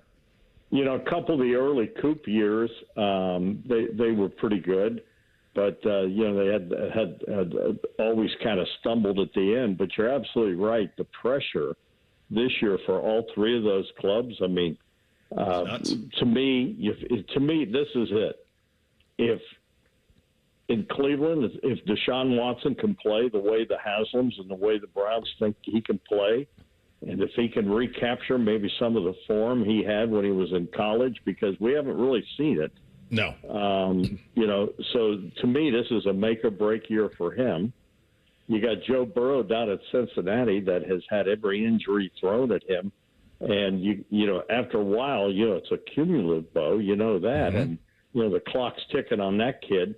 Can he stay healthy for a whole season? And then you look at Ohio State, and to me, the pressure on Ryan Day is like I haven't seen ever, I don't think. Because think about this. It started with Urban Meyer and Jim Tressel, the last two guys to ever win a national championship at Ohio State. Those two guys won the last two. And they both said that this is the greatest assembled Ohio State team they've ever seen. And that's from two guys that won national titles. And then to reinforce that, the AP Preseason All-American awards come out yesterday, and they got 4 first-teamers, 2 second-teamers. No one's even close. No. It's the most in any team in America. And all of that stuff adds up. The fan base, they want to see a national championship. They want to see this team beat that team up north. But, what people have to understand, it's not easy to win a national championship. And, it happens infrequently. Alabama had a nice run. Nick Saban had a thing going. But, Ohio State was always knocking under the door. Jim Tressel had them in a couple times. Urban Meyer had them knocking on the door. Ryans had them in knocking on the door. When you win it, it's great. But the expectations, and I think a lot of it has to do with now the NIL world, the transfer portal, the price for tickets now and everything. It's kind of changed, I think, the fan base. It's intercollegiate athletics, but I do believe we're witnessing the professionalism of college football. Yeah, that's where we're at, brother. That's where we're at. We'll be on it every step of the way. Good luck on your first Friday night with high school football starting up this week. You and Adam King have it locked at Channel 10, and they'll take care of you on that side of things. Appreciate your time, buddy. All right, buddy. I'll talk to you. Bye-bye. All right, the great Dom Tiberi joining us on the Bryant Heating and Cooling Systems fan guest hotline. 43 football seasons in Columbus for Uncle Dom. That's getting it done. We hit Thing or Not a Thing up next. Bishop and Friends right here on The Fan. Unlike your deadbeat uncle, we'll never leave you stranded in a ditch when you were 6. This promo may have been a touch too specific. The Fan. At Baths R Us, we're terrible roofers. We stink at installing siding. And don't ever call us for your kitchen remodel. But if you want a stunning, beautiful bathroom makeover in just 2 or 3 days, now that's when you want to call us. See, unlike most contractors these days, we offer only one service, bathroom remodeling. We don't spread ourselves thin by doing roofing or siding and a bunch of other stuff. Nope. At Baths R Us, we dedicate every company resource into mastering the craft of bath transformations. It's why we're the Midwest's biggest 5-star family-owned bathroom company. And it's why we have the happiest customers. Just check out our Google reviews. Baths R Us. We're terrible roofers, but we're awesome bathroom remodelers. Right now, get $1,500 off a shower or tub replacement or $3,000 off a full bathroom remodel. Plus, low to no monthly payments. Call 380-225-BATH to schedule your free estimate or go to bathsrus.com. Baths R Us, where dreams soak in. Hey, it's Bobby Carpenter. You've heard their name on the radio. You've seen them on TV and possibly have heard about them from a family member or friend. One question always arises. What makes Newman Roofing different from the thousands of other roofing companies out there? Well, the answer is simple. It's a company built around family. With 3 generations of family in the roofing industry, the Newman family has built a reputation on honesty, transparency, and consistency. Family members holding key positions from the office sales to production teams, they strive every day to ensure each customer receives excellent experience and a quality product. And I should know they did my roof and their family did a great job. The Newman family drive to take care of their customers radiates throughout their team. Each team member takes pride in the work that they do. As the Newmans say, when your name is on it, it just means more. If you're in need of a roof repair or replacement, call the company that is built around family. Newman Roofing, 614-NEW-ROOF or newmanroofing.com. If you miss a little, you'll miss a lot. Search for your favorite fan shows wherever you get your podcasts and subscribe. Every episode comes right to your phone absolutely free. Modern technology, it's a hell of a thing. Do it now. The Fan. This is the White Castle Call of the Crave, and it's telling you to come in now for 10 cheese sliders for just $7.99. 10 cheese sliders for just $7.99. Boom! White Castle. Follow your crave. Limited time only, tax not included. Kemba Financial Credit Union pays you to save. Get a $300 bonus with a new money market account and earn a premium interest rate on your money. It adds up to big-time savings for your goals and dreams. Visit Kemba.org to check our rates and learn more. Restrictions apply. Bonus requires Advantage status and $10,000 minimum balance be deposited in the first 30 days and maintained to qualify for a $100 bonus at 90 days and $200 at 180 days after opening. Federally insured by NCUA. Offer ends September 30th. Meet animals from around the world as you explore the Columbus Zoo and Aquarium. Whether you're fascinated by the towering elephant or playful sea lions, we have it all at the Columbus Zoo and Aquarium. Visit columbuszoo.org to plan your visit today. This week at Meijer, buy 5 or more and save $5 or more on hundreds of items across the store. Shop items like Pepperidge Farm buns, Johnsonville smoked brats, Breyer's ice cream, and select Coca-Cola or Pepsi products, plus deposit where applicable. Plus, shop hot deals on California red seedless grapes for $1.29 per pound, certified Angus beef T-bone steak for $9.99 per pound, and Meijer chips 3 for $5. Shop great prices and limited deals this week at Meijer. Exclusions apply. See all deals in store or in the Meijer app. OAR.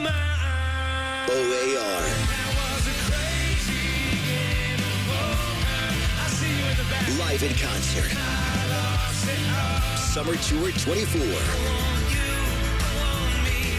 August 29th at Kimba Live Outdoor. With special guests, Right, and DJ Logic. Buy tickets now at AXS.com and the Penn Station box office. OAR Live, brought to you by Bud Light Seltzer and Promo West Productions. Want to know anything about the Fans contest, how to win, or what's up for grabs? Check out 971thefan.com. The Fan, Ohio's sports destination. The uncle you never knew you had. The friends you kind of wish you didn't. This is Bishop and Friends. All right, time for a little thing or not a thing on a Tuesday. Hit it, fellas. Thing or not a thing. Sponsored by Apex Plumbing Pros. First one on a Tuesday from ESPN. Alabama football general manager Courtney Morgan has agreed to a new precedent-setting contract with the Crimson Tide following a summer approach from USC. Sources confirmed to ESPN on Monday night. Morgan will earn an average of $825,000 annually under the 3-year contract, a deal that bolsters his place as college football's highest-paid front office figure. The new deal was approved by the University of Alabama System Board of Trustees on Monday, but sources tell ESPN that the updated contract has been agreed upon for some time. Advertising Morgan's upgraded salary figures were first reported by 24/7 Sports. Morgan, the general manager behind Washington's 2024 national runner-up finish, stands among the highest rising stars of college football's rapidly growing front office and personnel space. Morgan earned an annual base salary of $500,000 in his initial contract with Alabama finalized in February. His upgraded deal marks the latest piece of significant investment in the front office space across football. Thing or not a thing? Well, I like how we just normalized the term general manager. You've normalized the term front office in college football, like those things didn't even exist 5 years ago. This is First of all, this is a big thing for our great friend Mark Pantoni, the ambassador of cool, because that means this is the market for the job that he does. This is a job that did not exist. In fact, I've talked to Mark about this years ago. I think I credit him with and Urban for kind of being the originator of this. I called him the ambassador of cool like a decade ago when more than that, when they first got here, like when I first met him. That's kind of that job, and now it's evolved into truly general manager. The thing that's amazing to me about this is that this is the guy that was with DeBoer at Washington, and there was a push to have him signed by USC this summer. When I first saw the story, I assumed that he was a holdover from Saban. But he's not. He came with. To me, this felt like, oh, okay. Well, like when it went from Urban to Ryan, yeah, but the infrastructure guys led by Pantoni, they were all still here. That's what I thought this guy was. So I was surprised that this guy demanded this type of incentive based on a USC coming to ask. I assumed that he was somebody who was there from Saban. Added $325,000 to his annual salary in 6 months? Not bad. Did USC want him for the same role, I'm wondering, or something else in the personnel department? I would assume so. Did they ask him for personnel and to be a coach? He's like, nah. Isn't it interesting that he would have this demand from what they? It was just the 1 year at Washington, and Washington's a mess. Pretty good year at Washington. It really was. It was spectacular, but they didn't build it in the way you traditionally build Alabama or USC, which is through recruiting. There's some transfer portal guys, there's some player development, but like at USC and Alabama, they're trying to recruit like Ohio State. Yeah. So his process is different than I would think USC would be into. So he doesn't even have a Wikipedia page yet, which is not the craziest thing, but I just mean as far as people who are making this kind of money in a college football program generally have a Wikipedia page. So that was interesting to me. I'm trying to see where else he spent time before he was with Washington and now Alabama. That's in the negotiating with Kalen DeBoer. Well, do you have a Wikipedia page? We'll pay you $1 million if you do. Oh, you don't? Well, 825 is the best we can do then. Most of these guys come from, they come with their coaches. I'm guessing he was for a long time. He was with DeBoer at Fresno State and San Jose State, and then he also was director of player development at UCLA in 2013 and 2014. Well, didn't Pantoni come from Florida? Yeah. With Urban? He's a UF guy. So you bring your guys with you to at least... That's what I think happened here is DeBoer said, I need this guy. I need my guy. Pay him whatever you want. Yeah. And Trust. I said, absolutely, right? Coach. Yeah. On Monday... You're going to learn a couple things here. Manny Diaz named Texas transfer Malik Murphy the starting quarterback for Duke in their season opener against Elon. Murphy's 2-0 as a starter, having won both starts for the Texas Longhorns in 2023. Thing or not a thing? So I remembered that Malik Murphy had transferred to Duke. I had forgotten that Manny Diaz was the head coach at Duke. So that was, when you say you're going to learn a couple of things, that's something that I had forgotten. I remembered when it happened, but hadn't put much thought to it. Look, good on him, right? I mean, he was pretty good for a couple of starts for Texas, but with Arch behind and Quinn not going anywhere, there was no real path for playing time. But I remember when we did 20 Most Interesting on the Longhorns a couple of years ago, they're like, this Malik Murphy kid might have the most raw talent of any of them. So it's a nice get for Manny Diaz at Duke. I think Duke is kind of like one of those concrete ceiling jobs, like you can only do so much for Manny Diaz, but he's back being a head coach, so I suppose that wins. So yeah, I mean, I like it. Good for Murphy. Yeah, he's going to get his opportunity in the ACC. The ecosystem with quarterbacks at Texas, with the introduction of Quinn Ewers and then followed by Arch Manning, has been something to watch over the last 3 years, because now there's this group of expat Texas quarterbacks that are all throughout the country. Like Hudson Card is at Purdue going into his second year. You've got Malik Murphy here going out there for, what was this? This was what team was this? This was Duke, right? I'm trying to Manny Diaz got me confused there for a second. Reeser, that is a lot of information that I was at least not at the front of my head familiar with in 2 sentences. Yeah. Right there. And the other thing that stood out to me, I remember one time I met somebody who was like, oh, I'm going to the Elon University. And I was like, oh, I've never heard of that. What's that?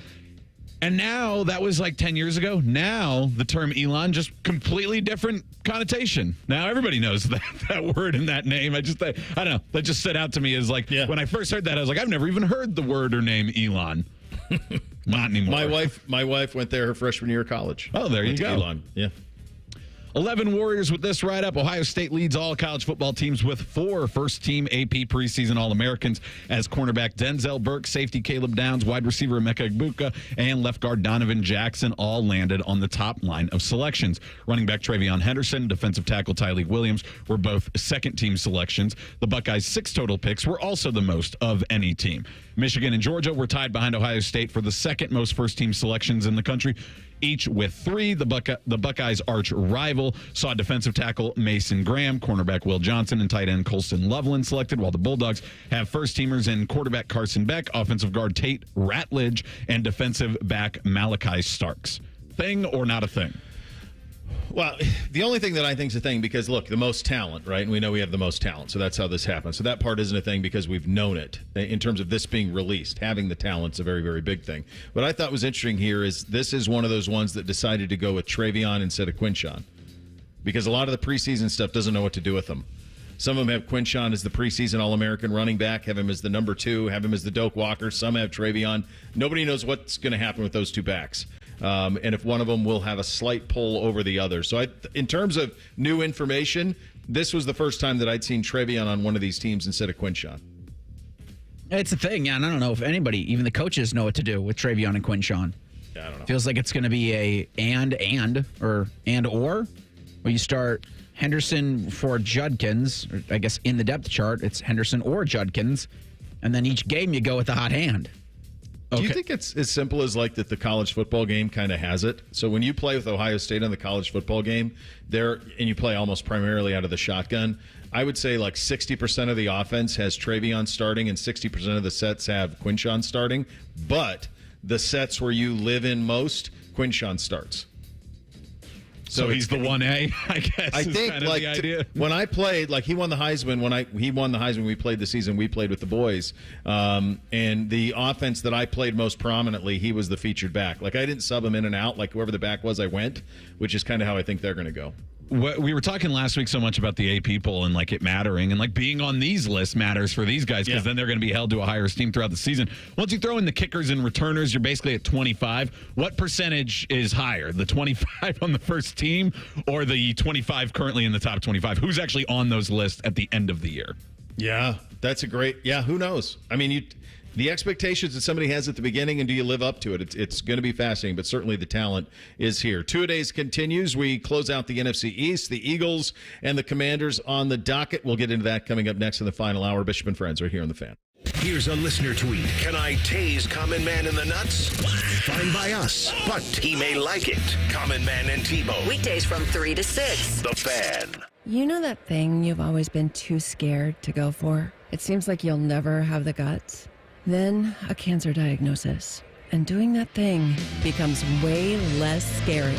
I would know. I've always wanted a black belt. And today, the only thing standing in my way is a few wooden boards. It's been a lot of hard work and 5 years since I beat cancer at Ohio Health. Bring it on. You keep making plans. Visit ohiohealth.com/keep making plans to learn more. Common Man here for Jermaine Lexus of Dublin and Easton. Back to school time. Your kids probably have fancy friends. Isn't it about time you gave them a ride to be proud of? Actually, hell with the kids. Treat yourself to a new Lexus. Right now, it's the Golden Opportunity Sales Event with rates as low as 2.99% on ES, NX, and RX, as well as great lease payments. I've been a Jermaine customer for years, even before I started doing the commercials. If you're in the market, please stop in. Jermaine Lexus of Dublin and Easton. JermaineLexus.com. Hey, Buckeye fans, ready for the chance to win one of 12 ultimate Buckeye experiences? As the official wing sponsor of Ohio State Athletics, Roosters is kicking off an incredible giveaway you won't want to miss. We're talking tickets, sideline passes, a trip for 2 to the Oregon game, and exclusive access to the Ryan Day Coaches Show. Go to roosterswings.com to register and see all the details. 3 drawings, 12 winners. Register today and every day. Roosters, a fun, casual joint. Direct Auto Insurance is for uncompromisers, the people who refuse to make trade-offs in life. Like Kelly, when her old car insurance got so expensive that she couldn't afford to drive anymore, do you think she started carrying her groceries for miles? No. but she did find Direct Auto's savings that allowed her to drive instead of compromise. With savings of up to 25%, you too can stop compromising and keep driving. Get a quote today at directauto.com. Savings based on applied discounts and will vary. Terms apply. How you buy can affect price. National General Group, Winston-Salem. Prescriptions require an online consultation with a healthcare provider who will determine if appropriate. Restrictions apply. See website for details and important safety information. Subscription required. Price varies based on product and subscription plan. Hey guys, did you know there's a generic form of Viagra that works just the same but is 95% cheaper? And you can get it online at hims.com/joy. Through Hims, you'll get a free medical consultation to determine the ED medication that's best for you. Discreet shipping if prescribed, a 100% online process, and a range of treatment options, including trusted generic alternatives to the name brands, at up to 95% off. ED is personal, and at Hims, so is treating it. Just go to hims.com/joy and get connected to a licensed medical provider online for free with zero copay, no expensive appointments, and no awkward face-to-face conversations. To start your free online visit, you need to go to this exclusive address, hims.com/joy. That's hims.com/joy for your free online visit. HIMS.com/JOY. Broadcasting from the Lindsay Honda Studios. Honda makes the cars. Lindsay makes the difference. Visit lindsayhonda.com. WBNS FM, HD1 Columbus. The Fan. Sports Center. Good morning. I'm Eric Reeser. Buckeye football is back in 11 days. Number 2 Ohio State will host Akron next Saturday, August 31st at 3:30. It begins the long march to the college football playoff, which will crown a national champion on Monday, January 20th of 2025. NFL's preseason wraps up this week. The Bengals will host the Colts on Thursday, while the Browns are at the Seattle Seahawks Sunday night at 10 p.m. Cleveland will start Deshaun Watson in that one. You can hear it on the Fan Saturday night. In baseball tonight, the Reds continue in Toronto. First pitch against the Blue Jays is 7:07. Cincinnati won game 1 of their 3-game set, 6-3 on Monday. Tuesday in the Bronx, the Guardians begin a 3-game series with the Yankees. First pitch there is 7:05. Cleveland enters the Big Apple with a 2.5-game lead on Minnesota for the top spot in the AL Central. And in the minors, the Clippers are back at Huntington Park tonight against the Indianapolis Indians. First pitch in Diamond Dog Night is 6:20. Breaking sports news when it happens on the Fan, Ohio sports destination. Find us on YouTube. Search WBNS Radio and you can see what Bo looks like. But only if you subscribe. This is Bishop and Friends. All right, final hour here on a Tuesday edition of the program. We're wrapping up the NFC East with two-a-days, and we begin in Philly. Hit it, fellas. Bishop and Friends present Two-a-Days. Our preseason look around the league. We may skip over the New York Giants and the Washington Commanders, but that's because they suck. The Eagles went 11-6 a year ago. They were second in the NFC East. They were drilled by the Bucs in the wild card round, 32-9. That was coming off of a season where they felt like they were, well, they didn't feel like they were. They were knocking on the door of a Super Bowl and took a pretty big step back in year 2. I do think it is interesting if you start to wonder if the window was missed for them, if all of the events kind of came into place and created this perfect storm for them where they had Kelsey at center, and so they had a running quarterback named Jalen Hurts who could sneak it, and they had this kind of it was a play you could not defend. It was guaranteed first down every single time. Kelsey has retired. Hurts is another year into the system. He fell off from last year, from what he was the year before that. I mean, for example, like how many people out there, other than like diehard fantasy people, are aware that Jalen Hurts had 28 rushing touchdowns in the last 2 years? He had 15 rushing touchdowns last year. Like fantasy owners would know that, but that's like Nick Chubb stuff. Like 15 rushing touchdowns, and they're all those short yardage ones. What happened to him offensively last year throwing the ball is where I think there's probably a little bit of combination for concern if you are an Eagles fan, and it goes to that conversation I was having about, was there a window and did they miss it? There's no question it was a step back.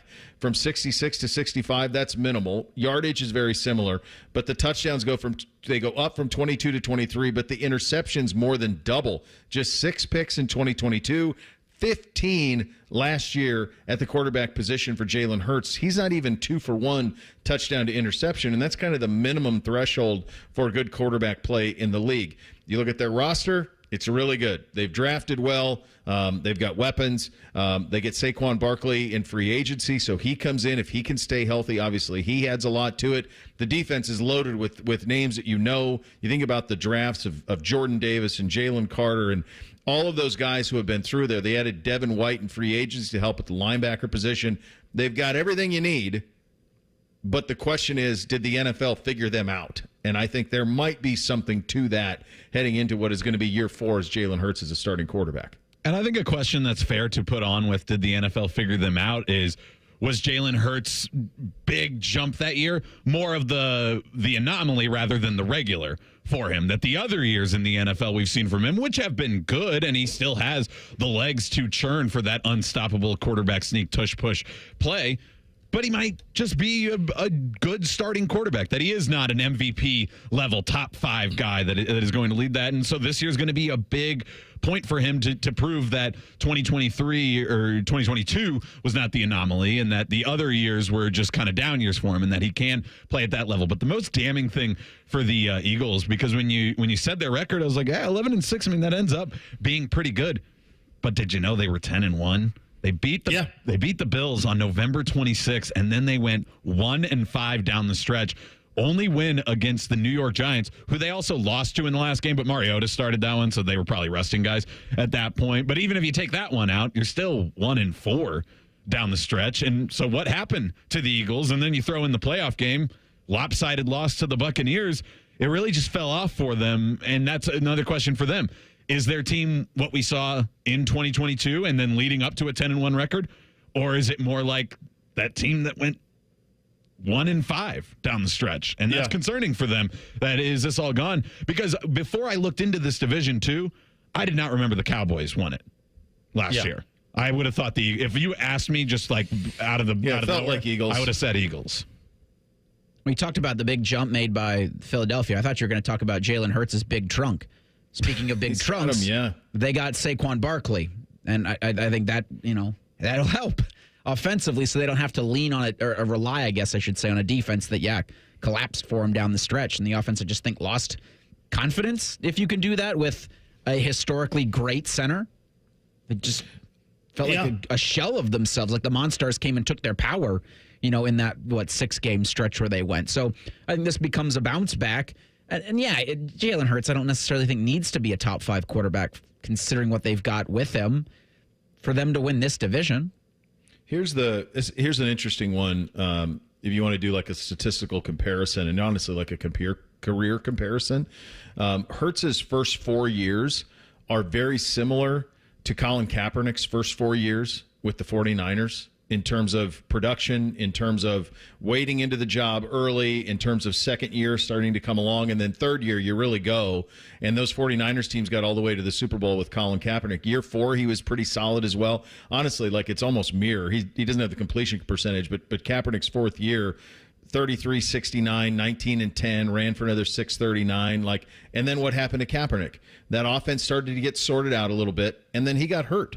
And that's the thing with Hurts. Like Jalen Hurts, who has taken more hits than him in the last 2 years? And I'm not even saying outside of Derrick Henry, it's got to be like a heavy volume running back over the last 2 years who is taking more hits than Jalen Hurts, because every time they are in a short yardage, they run that sneak, and you say, well, he's not taking huge hits on that in terms of open field smacks. No, but he's throwing himself into a pile over and over and over again, and people are landing on him over and over and over again.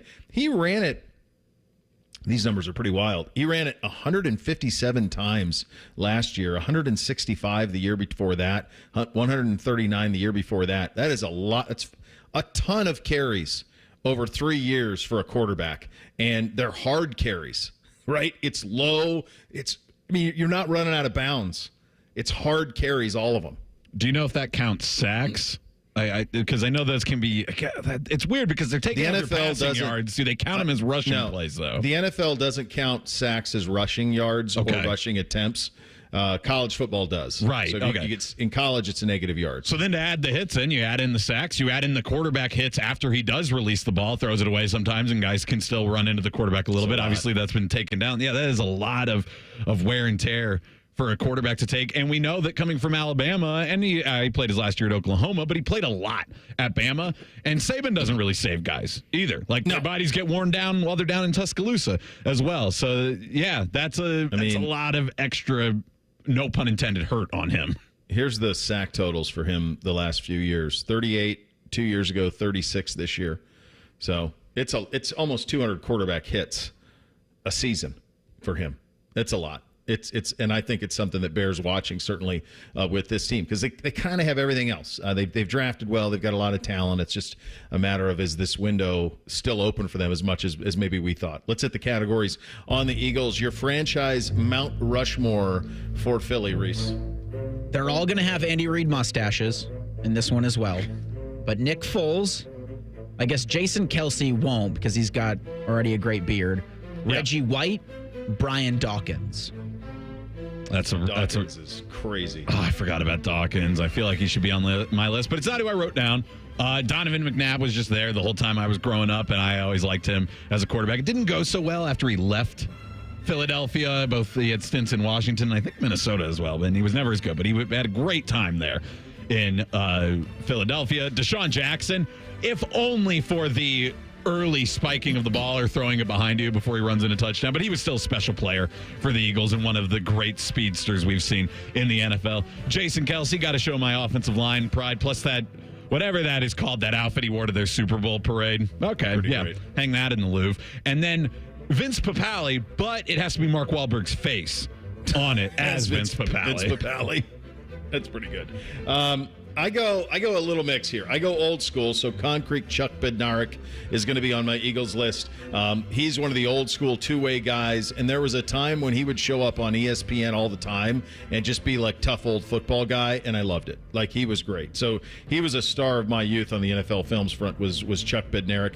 Reggie White's probably the best defensive player in the history of the game if it's not Lawrence Taylor. It's one of those two is probably that. So he goes on the list. Randall Cunningham was my favorite NFL quarterback when I was a kid. He was just a stunning amount of joy to watch. I did not have the opportunity to wear number 12. We didn't have it for some reason. So I wore 10, which was the close. We didn't have 11 either. It was the closest I could get to being Randall Cunningham was wearing 12. But I loved Randall Cunningham. And then I think it is Dawkins. It's interesting. Dawkins has had like a second life. He's been retired for a while.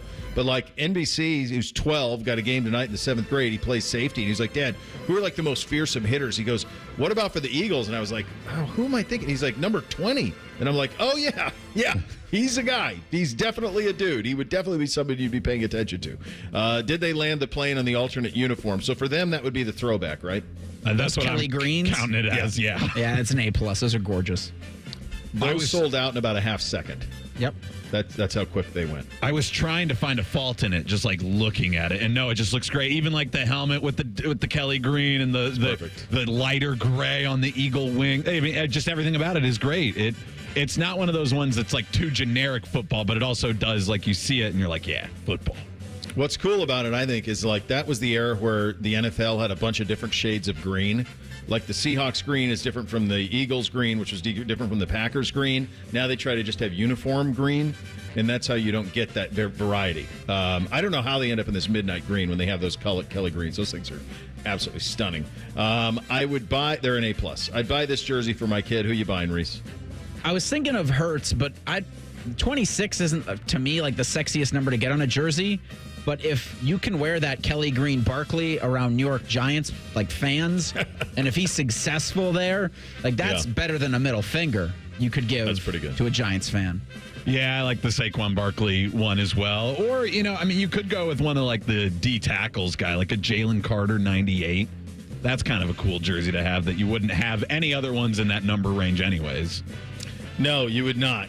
There's some cool ones here. I have a sneaking suspicion we have a Kelly Green Hurts somewhere up there. I have a feeling like at some point maybe Beamsy got one of those. That would be pretty cool. I think Devonta Smith in 6 is kind of cool too. I like a single digit on a receiver. That always looks pretty good. All right, for the Eagles, win it all, playoffs, building or tanking. What are they, Reese? think it's a playoff team. I don't know if their quarterback play can get him to win it all. The talent around him certainly can. So, yeah, for me, they're a playoff. I put them as win it all. They were in the Super Bowl 2 years ago. That should be their aspirations. That's what they should be thinking. Anything less should be disappointing to the Philadelphia Eagles, their fan base, their front office, their players. I'm kind of with you on it. I think they are a playoff team, and I think they're more win it all than Dallas. Like Dallas is not on this level. So or are we just saying only San Francisco can win the NFC? So if San Francisco doesn't win it and Detroit doesn't win it, then it feels like it could be these guys. So I think it's win it all too, but I think playoffs is probably would be happy if you're an NFC championship type team and have a little success in the postseason. The Washington Commanders have very different goals than the Philadelphia Eagles, but it feels like for the first time in a very long time, they're headed in the right direction, both from an ownership level and from a player level. We'll get to that coming up next. Bishop and Friends right here on The Fan. We're the girthiest radio station in the history of radio. Uncomfortably girthy. This promo is uncomfortable. The Fan, Ohio's girth destination.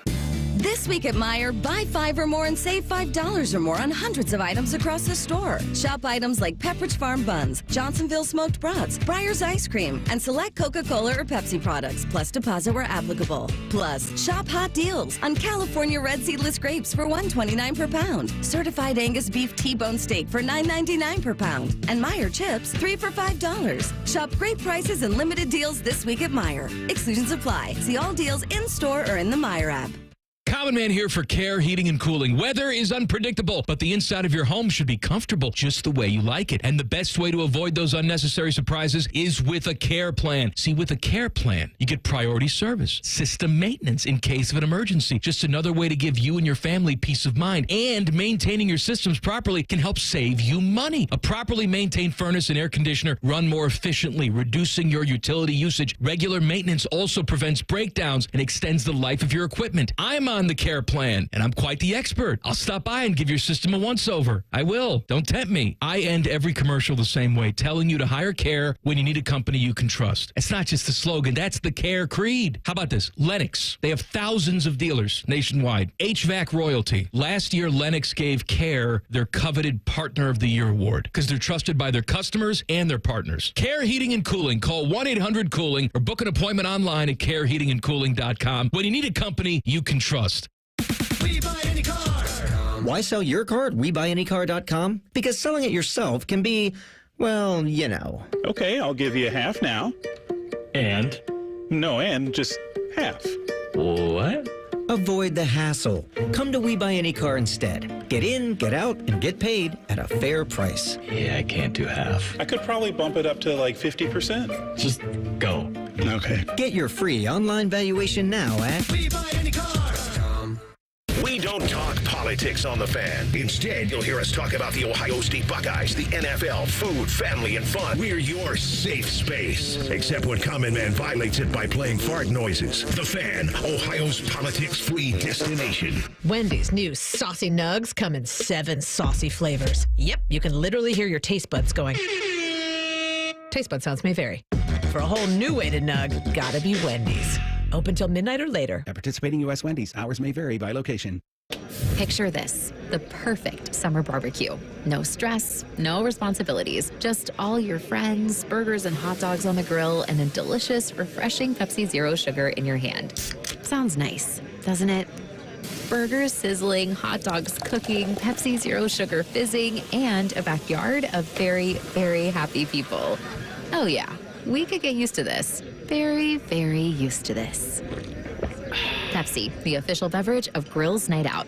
Hey, it's Bobby. When it comes to tackling a project as important as your roof, you want a company that cares about the product and experience they're going to deliver. At Newman Roofing, you're more than just a number. They believe in 100% customer satisfaction. And for your roofing needs, give them a call at 614-NEW-ROOF or newmanroofing.com. 2 hours ago, Kyle arrived at the bar. Hey, what's everyone drinking? 30 minutes ago, Kyle got his friends another round of drinks. Cheers! 5 minutes ago, Kyle decided to drive home drunk. A minute ago, a law enforcement officer pulled up behind Kyle. Sir, have you been drinking tonight? A chain of events that began 2 hours ago is about to change Kyle's whole world. Drive sober or get pulled over. Paid for by NHTSA. Healthcare.gov is here for you when life happens. If you lost your health coverage because of turning 26, going off Medicaid, leaving your job, or moving, you could be eligible to enroll in new coverage now. And if you need to update your coverage because of marriage or having a baby, you could also be eligible. But don't wait. There's a limited time to enroll. Check your eligibility at healthcare.gov today. Life happens. Get covered. Paid for by the U.S. Department of Health and Human Services. Whether you get pulled over or get into a crash, drinking and driving will change your whole world. Drive sober or get pulled over. Paid for by NHTSA. Fan weather. From the Logan AC and Heat Services Weather Center. Skies are clear for now. We're going to see our temperatures rise through the rest of the day. Highs hitting 73 degrees. Nice and cool, nice and comfortable today. Tonight we drop back down to the 40s and 50s before warming things right back up into the 70s tomorrow. I'm meteorologist Madison Reich with your weather impact forecast on The Fan. The best hair on the air. You were listening to Bishop and Friends. Did you guys hear Madison? 40s and 50s. 40s and 50s. I was driving to work today. Overnight lows. I looked at my dash. It said 56 degrees. I actually ran the heat just on the one vent, but I ran the heat this morning. My God. 40s and 50s? What the hell, man? When I let the dog out last night, I was in shorts and a t-shirt because it's summer, it's August, and I was like, it's cold. If I were outside, I would have to grab a sweatshirt right now. Yeah. We'll touch 90 on Sunday. It'll come back. That's what it should be. Though. I hate it when it goes back and forth. And then you get like pressure in your face and stuff. No fun. That one's in the brochure, though. 40s and 50s is not. No. It's your Uncle Bo here, and I'm proud to tell you about my great friends at Diamond Settler. Whether you are popping the question or ready to say, I do, there's only one true jeweler to shop for your one true love. As true jewelers, Diamond Settler not only has designer luxury collections to suit your bridal needs, but they also have talented in-house designers. You can create something truly one-of-a-kind and special just for you. They've got your back. For more than 75 years, in fact, they have. Their expert staff has been caring for couples just like you, providing the absolute lowest prices guaranteed. Diamond Settler. Do me a favor. Do yourself a favor. Check them out. Sawmill Road, Easton Town Center, or diamondsettler.com for more on that. We are doing the Washington Commanders. John Keim is going to join us on that momentarily. I did see something, though, before we get to that is really honestly quite remarkable, and I don't think there's any precedent for it. WNBA ratings Friday through Sunday, this from Sports TV Ratings. So they are on a network called ION. I don't know what that is. I think it's ION. Fair enough. There you go. You said it. I still don't know what it is. ION on Friday. I don't know where it is. I'm sure I pay for it. It's probably on a cable tier somewhere. I've just never seen it. So the Caitlin Clark game on Friday on ION did 1.2 million. So that's more than like Major League Baseball gets on ESPN on Sunday. On that network. So that's 1.2 on a Friday. The Suns and Wings played Friday on ION and did 485. So then Saturday, Liberty and Aces, so those are the two most star-studded teams in the league, they did 874,000 on CBS. So Clark is drawing more than 4 million more on ION than Liberty and Aces are drawing on CBS. But then it gets worse. Her ABC Sunday game, this is Storm versus Fever, 2.32 million. She's almost 3 times the audience of the rest of the WNBA. You would argue that their most marquee matchup is Liberty and Aces, right? That's the two best teams going into this season. That's Vegas, that's New York. She tripled them. Like, that's nuts. I don't think I did that Tiger Woods comparison of her a few months ago. It's holding true. It's holding true. Yeah, that's probably the only one in our lifetime, and that's an individual sport, so it makes a little bit more sense. As far as a team sport goes, has any one person come into a league and really driven it this much? The closest Larry is the NBA with them. Larry and Magic did. When Larry and Magic got to the NBA in 79 and 80, the finals were on tape delay. They weren't even live. So they were probably the best example of that, of taking something that was so niche and then turning it into mainstream. But that's what she's doing. There's not much for this. No. It's pretty remarkable. For example, this was 2.3 is crazy. It was a different time, but we were still pretty into football. And the USFL actually got some of the big stars straight out of college. And that league didn't see a bump like that and make it through. They made some other financial reasons that it didn't work out for them. But, yeah, the WNBA, if I mean, especially with Caitlin Clark's numbers, but even the other numbers are still going up because of it. Yeah. They're going to start to be a real player in this media landscape for sports. I mean, those numbers, that's better than what basable gets on national broadcast. It was the second highest rated thing of the weekend other than preseason NFL on Fox, which was 4.5. So there you go. That's where you're at. It's wild. We'll learn more about this Washington football team from John Keim. He covers them daily at ESPN, as good as it gets. Good Buckeye man. He'll join us here at 11:33. I would imagine that the view from them is, if you are a Commanders fan, is kind of like a cleansing, right? You get rid of Dan Snyder. You get this new ownership group in. They're open to everything. We got to build a new stadium. We may rebrand. We might try to bring back some uniforms. All the while, now we have to build this talent back. And then they get Jaden Daniels, who's been really good in preseason. So this is probably the best it's been to be a Commanders fan since they were the Redskins, and probably the best they've felt about that since they drafted RG3 when he was really good before he got hurt. It's been a long time coming for one of the iconic brands in the NFL that has been largely dormant for 2 decades, quite honestly. So this is a pretty good time for them. We'll get some perspective on this team from Keim and kind of where they all are. Let's hit the categories on the Commanders and start with your franchise Mount Rushmore, Reese. I'm going to go Sean Taylor, Ryan Kerrigan, Santana Moss, and Joe Gibbs Racing. Joe Gibbs, baby.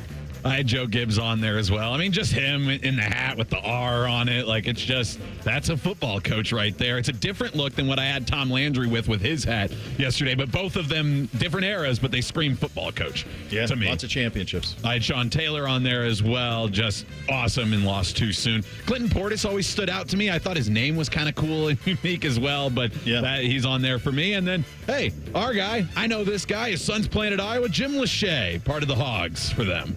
He certainly was. I like all of those picks. I'm going to go almost entirely from my youth, and they were so formidable. I think Gibbs is the only coach who's won 3 Super Bowls with 3 different starting quarterbacks. He's done that with all 3 of his Super Bowls. They had different quarterbacks on all 3 of them. I'm going to go Dexter Manley. For the kids, just Google it, man. Fearsome. It's a hell of a last name. Dexter Manley was just a dude. Darryl Green is your corner. He was absolutely unbelievable as well. Was overshadowed, I think, sometimes by Deion Sanders, but had every bit the production, was an absolute star. I go Lachey as well, because I had to get somebody from the Hogs. That's what they are, and I think they should change their name to the Red Hogs. That feels like a no-brainer to me. You could use the Joe Gibbs R, all of it. So Jim Lachey gets there. And then Sean Taylor, too, because when I saw him play in person in college, he looked like a creative player. And he's probably looked cooler than anybody to ever wear a uniform. He just had all of it, and again, lost way too soon. Did they land the plane on the alternate uniform? Oh, it's an F, because they just said, let's get black uniforms. Yeah, it's an F. Their whole branding could use a change. I think if I'm taking away the idea that they can't just throw black on their uniform, I think I went B- with it. It looks fine, but yes, it does fall into that category of like, it's not one of your colors. So what are you doing? In 2 years, this will all, or was it 3? They have to do 4 years with this? It's 5. So in 6 years, this will all be different. They're several years into commies, though, right? Third year? At least 2 or 3 years into commies, so they probably don't have too much left. It'll be their 3rd year, yeah, because their first year was the Carson Wentz year. Remember, he came out in that stupid Letterman jacket. I have no idea if they're actually going to rebrand Commanders or if they're just going to stick with it because they've done it. But they definitely will make the uniforms look the way they used to, which are pretty iconic. They botched that. They really botched that because the logo, the Redskins logo, was a great sense of pride for Native Americans. A great sense. Blackie Wetzel designed that. He's a Montanan. He designed that. They had great sense of. They're trying to get it back. So they had a chance there, and they really blew it. It was gorgeous. Yeah, they really blew just the way they handled all that, and that was Dan Snyder. I'd buy this jersey for my kid. Who do you got, Reese? I wouldn't. I wouldn't get them anything for the next 5 years at least. Yeah. I'd get a number 5. I get a Jaden Daniels because it feels like that's the start of what is a more promising new era in Washington. I'm sticking with it. I like the 7. The singular 7's great too, but any other number with the 7 at the end. So Buckeye here, go Scary Terry, number 17. Yeah, I like the Terry McLaurin one as well, and he's been an absolute dude for them. I would go McLaurin there. Jaden's a pretty cool one as too. I was trying to see if they had any defensive guys that jump out. No, I think I'm good there. I think that you got the right guys on that front. They're building, right? I mean, yes, they're building. They're not tanking. they're off to a nice start on the build. Their quarterback room is probably the best name recognition across the board. They have 4 guys: Jaden Daniels, Marcus Mariota, Jeff Driscoll, Sam Hartman, and Trace McSorley. I know who all of those guys are. We know them all. Sam Hartman with that fantastic beard. He's there as well. Yeah, they're building. We'll get some perspective on these guys and the NFC East with John Keim coming up next. Bishop and Friends right here on The Fan. Ready? This Ohio State football training camp report is brought to you locally on The Fan by Weber Grills. Ohio State football. Training camp report. This report is brought to you statewide by Safe Flat Auto Glass and Bob's Discount Furniture. As Ohio State gets closer to the start of the 2024 season, there's a lot of anticipation about some of the skill that exists on the defensive side. Coordinator Jim Knowles was asked about that. I don't know. I'm probably not the best guy to comment on that because I'm so hyper focused on the details of the defense that, if the offense makes a good play, then, I'm blaming myself and trying to, figure out what happened and fix it. So, but I know that we have a lot of talent. We have a lot of great guys. We got a great attitude. Guys are coachable. So, when you're in the middle of it, you don't ever really step back and take a look at it. You just keep trying to push and push. We'll have more after this. At Bob's Discount Furniture, when you find a complete dining set that seats 6 and comes with an extendable leaf for only $5.99. Oh my, Bob. And a sofa that doubles as a chaise and a bed and storage like my Playscape for only $9.99. Oh my, Bob. And a queen mattress with world-famous Bobapedic memory foam and an 18-year warranty like my Treasure for only $7.99. Oh my, Bob. Well, there's only one thing to say. Oh my, Bob. Bob's Discount Furniture, proud sponsor of Ohio State Athletics. Hi, this is Paul Keels. This Buckeye season, don't let a broken windshield ruin your game plan. Safe Light Auto Glass makes it easy to get your windshield fixed with their mobile glass shops all over Central Ohio. They can come to you anywhere, giving Buckeye fans more time for game time. OH? Man, I love that. Schedule at SafeLight.com. Safe Light Auto Glass is a proud sponsor of Ohio State Athletics. Safe Light Repair, Safe Light Replace. This is the Ohio State Sports Network from Learfield. As Ohio State gets closer to starting the season on August 31st against Akron, defensive coordinator Jim Knowles continuing to work with his group, trying to make sure that they find all of the different variations and all the different combinations that will make them successful. Yeah, you're right. And I never feel good, right? There's constant, it's just constant adjustments and to formations and learning and getting the checks right. We're putting more stress on them, to be able to have some different calls that we can make versus a variety of formations. So, I feel good about our players now in just terms of, we're trying to create more pressure and create some different scheme-wise coverage adjustments. And I think that's just a constant learning experience. And that defensive side was one that benefited greatly from those players who opted to return rather than go professional. Season openers August 31st against Akron. We'll have another report coming up tomorrow. This is Paul Keels, and you're listening to the Ohio State Sports Network from Learfield. The drums bang, the flame sparks, the trumpets blow, the hot dogs sizzle, the crowd cheers, the fans eat. The sounds of Buckeye football are synonymous with the best damn band in the land in the stadium and the Weber Grills outside the stadium. Weber is a proud sponsor of Ohio State Athletics. To celebrate another season, Weber is launching a limited edition Ohio State grill, inspired by our Buckeye helmets. Get the best damn grill in the land at Ohio area retailers near you ahead of the football season.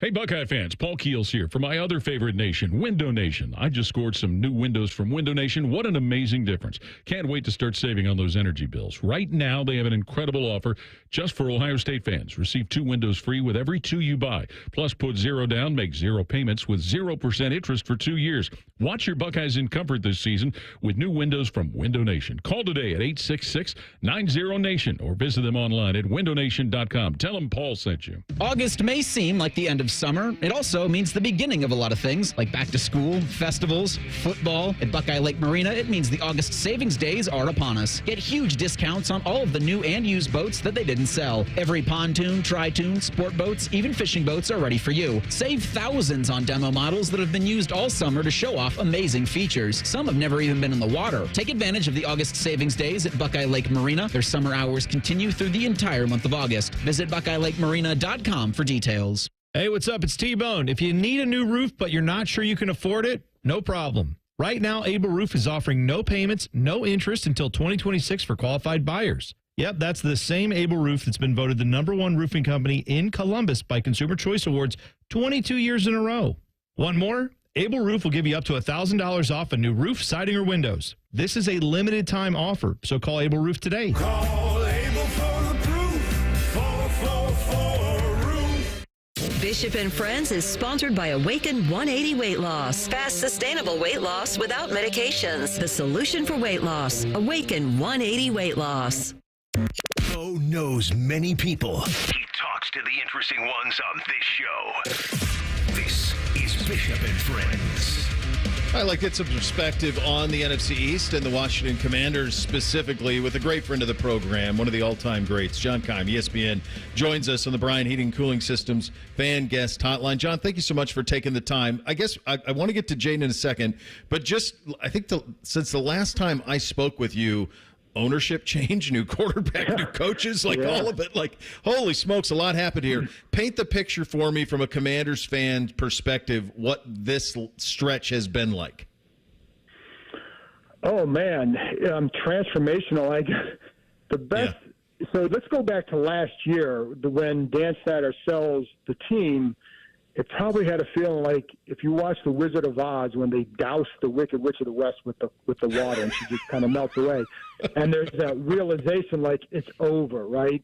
And now you can start the process of rebuilding whatever it is you want to do. So like you start there, but it's been, I've covered this team a long time. I've never seen anything like this where it's the number one, from owner to coach to GM to quarterback. It's hard to really describe what it's like. It feels like a different franchise again because it feels like a responsible franchise again. I would say that. Like you went from,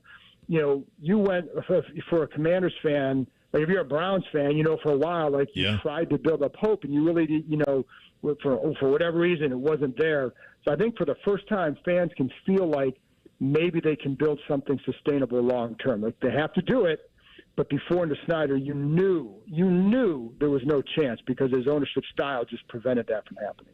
John, in terms of checklists for this new ownership, all right, you got to improve the roster, and we'll get to the roster in a second. You got to get a new stadium. That's got to get done. I would think that they would want to distance themselves from all of the Snyder branding or as much as they can and try to do something fresh, but the NFL has rules prohibiting anything too quick on that. Where is all of that? As they start to get going here. So with the roster stuff, you're right. And that's something that's going to take a little bit of time to marinate to see if they've gotten that right. And so we'll put that aside. But the big thing is improving their facility was built in 1992, the practice facility. So they've invested like 10 to 12 million in that to make it. It's almost like you live in a smaller house, but you want to make it charming, right? You don't have the room to really expand, but you can maybe make it charming inside and get some upgrade inside. That's what they're doing there because they're going to be there for several more years. And then the stadium, they're investing like 75 to 100 million in that over the next however many years because they don't even have they're working with 3 jurisdictions. You think the Browns one is hard? You're dealing with Maryland, Virginia, and the District of Columbia. So 3 very different entities. So they don't even know where it's going to go yet. And chances are, the target date has always been, or the target year has always been around 2030 before a new stadium likely opens. That's probably the earliest timetable. So, you're kind of stuck in that hellhole in Landover, Maryland for a few more years. It's funny because you hear good new ownership, new stadiums, God bless, 7 more years. That's just brutal. So, so that's where they're at with that. But they're investing a lot in there because it was ignored for many years by Snyder, and then not just Snyder, but the people who were under him who controlled the purse strings, and they didn't invest in that at all. So, exactly. And so, they're playing a lot of catch up to make it palatable. Because, one of the things, too, those NFLPA surveys have not been very kind to this place, nor should they have been. And so they're trying to attack that to at least make it good for the players while they're here, knowing that you can't have these grand improvements for a little while. So, and then also the branding now, because it's a new ownership group, if they wanted to change the name and the colors, they could apply for an exemption from the commissioner. So they could actually do that right now. But they're so focused on all this other stuff that they don't want to focus on that for at least a little bit longer. And to be honest, I kind of think they're waiting to see, like, if they can build a team that wins, maybe this name will actually stick. Like right now, there's so many fans against it because it has ties to Snyder that, and I would say this, like, how, I mean, I'm an Indians fan, like, people aren't going to be happy about it regardless of what you call them. So, but what they can do, which I wouldn't be surprised if they do, is go back to their old look and get the jersey uniforms and all that. That's, to me, an easy fix, and I wouldn't be surprised if that happens sometime over the next year or two. But, the other stuff, the name and all that, that's in place for at least a little bit because they're not taking that on just yet. Yeah, it's an amazing to-do list, and to think like what they paid for it and all of the rebuilding, and now we get to the roster. Yeah. All right, so this starts with Jaden Daniels now. You draft a quarterback high. They've done this a lot through the years. You've gotten a look at a lot of these quarterbacks through the years. We're a month in of camp, a little less than. What have you seen in him, and where is the organization with him, and where are you with him? So I've gotten to see a lot of young quarterbacks come here, and it was, Dwayne Haskins, Robert Griffin III, going back Jason Campbell, a lot of guys like that, right? Kirk Cousins, where he is on the field, like, Robert was really special on the field. Like, you could see the talent.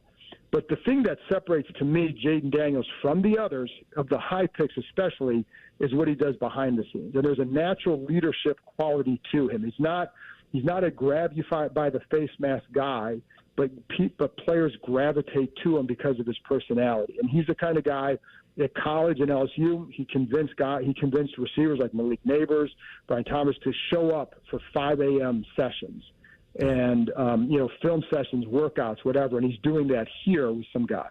So I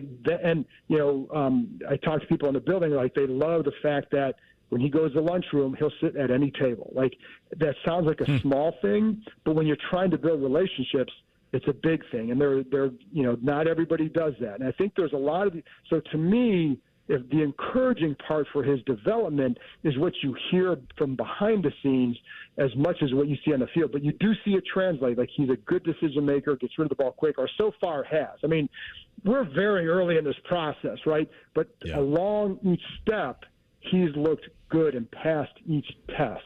And, not perfect. We're going to have to see, can he protect himself? But he does make good decisions. He throws with good mechanics. I think so. There's a lot to like. I think he has so far he has the best combo of the work and the talent of any of the high picks I've seen here. John, when you think about kind of a dream scenario, and from 30,000 feet, and again, I'm not having to go to all the games, I'm not invested in that way, but I'm thinking, boy, if they could get a fun year out of Jaden Daniels where he provides some moments, and yet they still have not good enough where they're not picking too far out of the top 10, right? Wouldn't that kind of be the sweet spot, John? If you're not going to be really good, then yes. Like, if you can have a Texans turn, if he can, first of all, he's tight with C.J. Stroud. So if he can duplicate what C.J. did, that's really good. And by the way, I do want to say, because this is Columbus, Terry McLaurin loves this kid. I mean, he loves this kid. Good. And, it's not just publicly, privately. So, like, that matters. But, yes, because they need, right now going into the season, they need a lot. And they could take their pick of the Ohio State corners in the draft, right? Because they need corners. And, they're right now you go and they're wondering about their offensive tackles. They need more, go back to Ohio State, get one of those receivers that's coming out, right? Like, they need more help at receiver opposite McLaurin, or consistent help alongside him. So if you can't do the 11-6, 10-7 type year, then I think that 7-10 puts you just outside there where you can continue to build. Plus, they have a lot of salary cap room. I think the whole key to this year is I think fans can accept that if Jaden Daniels looks legit. Like, if he looks really good, but the corners aren't very good, well, you know what they're going to do? They say that's Ron Rivera's fault. Like, anything that goes wrong this year will be blamed on Rivera. So they, and in some cases, like, the high picks, like, if these guys aren't producing, like, all right, but if Jaden Daniels looks good, then there's your hope. And that's what you build around. And they go into the offseason with a higher pick and a lot of cap space. And so, yeah. That's wild. And a completely new organization. Great stuff. Incredible perspective. Yeah. Thanks, buddy. Appreciate you. All right, thanks. I always enjoy coming on here. All right, the great John Keim, ESPN Commanders reporter, one of the best in the business, a good Buckeye, and one of the best. We appreciate him. Thing or not, I'm sorry, three things coming up next. Bishop and Friends, right here on The Fan. Death, taxes, and beating Michigan every damn year. This is your flagship home for Ohio State football. The Fan, Ohio sports destination. We're dealing at Reichert Nissan. Hundreds of Nissans in stock, on the ground, and priced to sell fast. Low lease payments on brand new Reichert Nissan Sentras, only $219 a month. Now we're really dealing. With our lowest prices and 72-hour exchange policy, you can't buy the wrong car. Visit the Reichert Mega Mall off 270 and 33 or shop thousands of new and certified used at ReichertNissan.com. Get the right car at Reichert. We're dealing. With approved credit, 2024 Sentra SV FWD 36-month lease with $3,000 due at signing. Offer ends 9/3/24. People can't say enough amazing things about Vanscoy Hair Clinics. Men and women struggle with hair loss every day, and they completely change their lives. Vanscoy Hair Clinics is the only company in Ohio that has PRP, platelet-rich plasma, and a multi-unit hair grafting hair transplant procedure. Go to vanscoyhair.com for more info, or call 614-432-8042. Here's what some of their hair transplant clients have said. Around 26, 27, I lost almost all of my hair on top. It changed my life in ways that I cannot imagine. My hair is going to continue growing for the rest of my life. There is hope that you can do something about your hair loss. Multi-unit hair grafting gives you 3 times more hair per procedure, saving you time and money. Hair transplants are more affordable than ever, and PRP is a fast, easy, and effective 45-minute treatment for thinning or damaged hair. Call Vanscoy for a free consultation, 614-432-8042, or visit vanscoyhair.com. That's 614-432-8042. Find out what procedure will restore your hair. Direct auto insurance is for uncompromisers. Like Matt.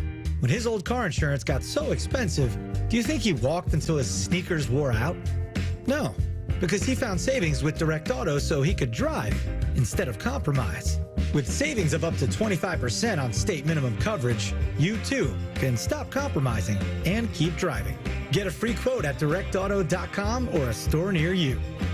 Savings vary, terms apply. National General Group, Winston-Salem. Wouldn't it be fun if we went back and aired old Buckeye games where they kicked the crap out of people? It's happening, baby. Join Timmy Hall for Buckeye Replay, Saturday at 1. This week, Ohio State and Oregon in the national title game. The Fan.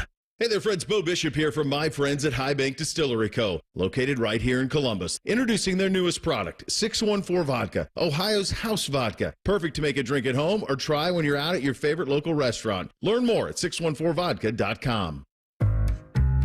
And what is it called? A ceiling fan. And where is it? It's on the floor. And why is that a problem? Well, see, the person who named it probably should have called it a floor. No, that's not right. The guy on TV I saw put up a ceiling fan. Are you a TV star, Paul? No, I'm not. Are you an electrician, Paul? I am not. You are? I am a middle management accountant, and I shouldn't be putting up ceiling fans. You should. Call the pros who knows. Apex Pros. The pros who knows know electrical work, too. Hi, it's Alex from Apex Pros, and if you'd like us for plumbing, cooling, and heating, you're gonna love our pro electricians. Apex Pros are on the way. Much easier, isn't it? I'm glad we sorted this out. Me too. Columbus loves the pros who knows. Schedule with one click at apexpros.com.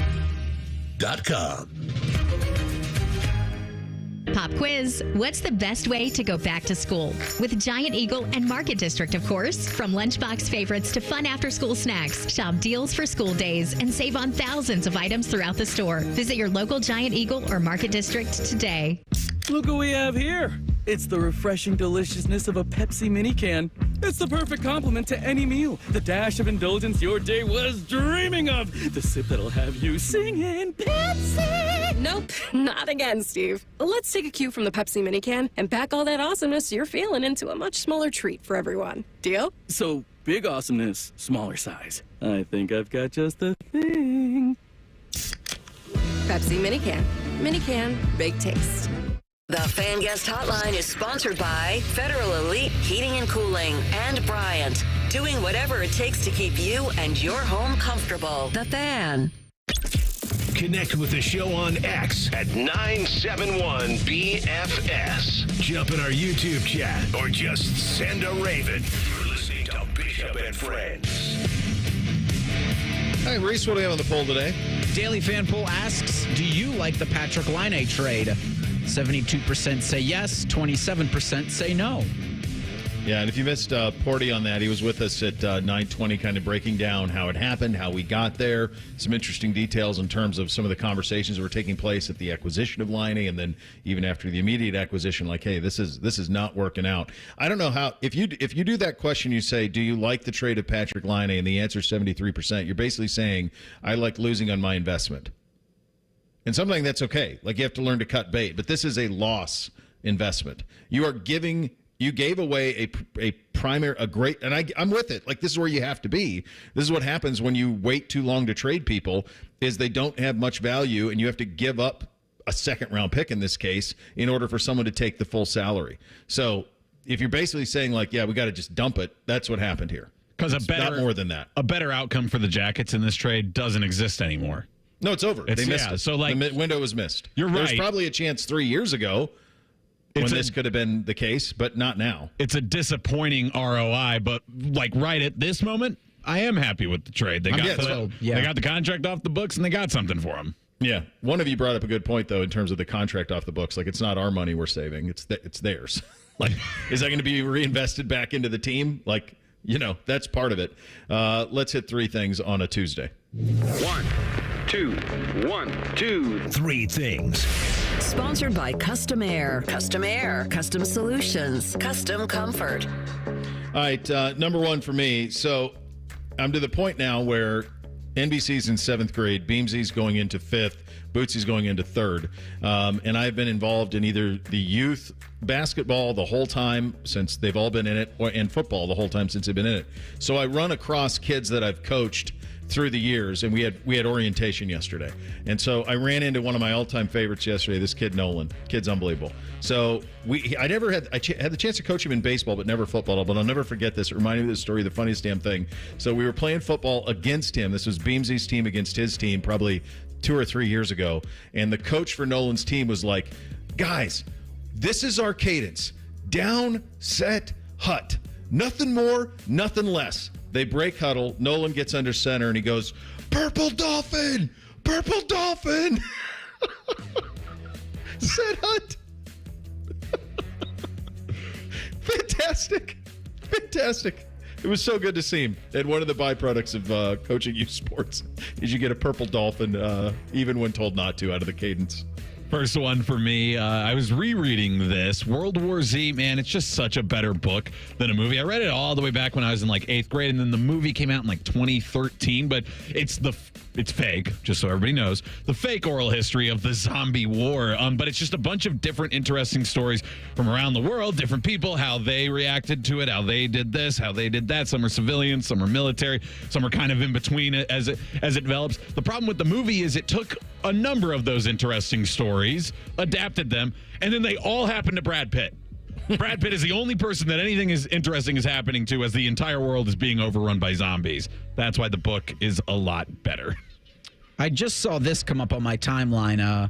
OSU has announced players will wear helmets with QR codes linked to the team's general NIL fund this season. How are you going to scan the QR code? I mean Oklahoma State, sorry. Oh, jeez. That was on 3's reporting. God.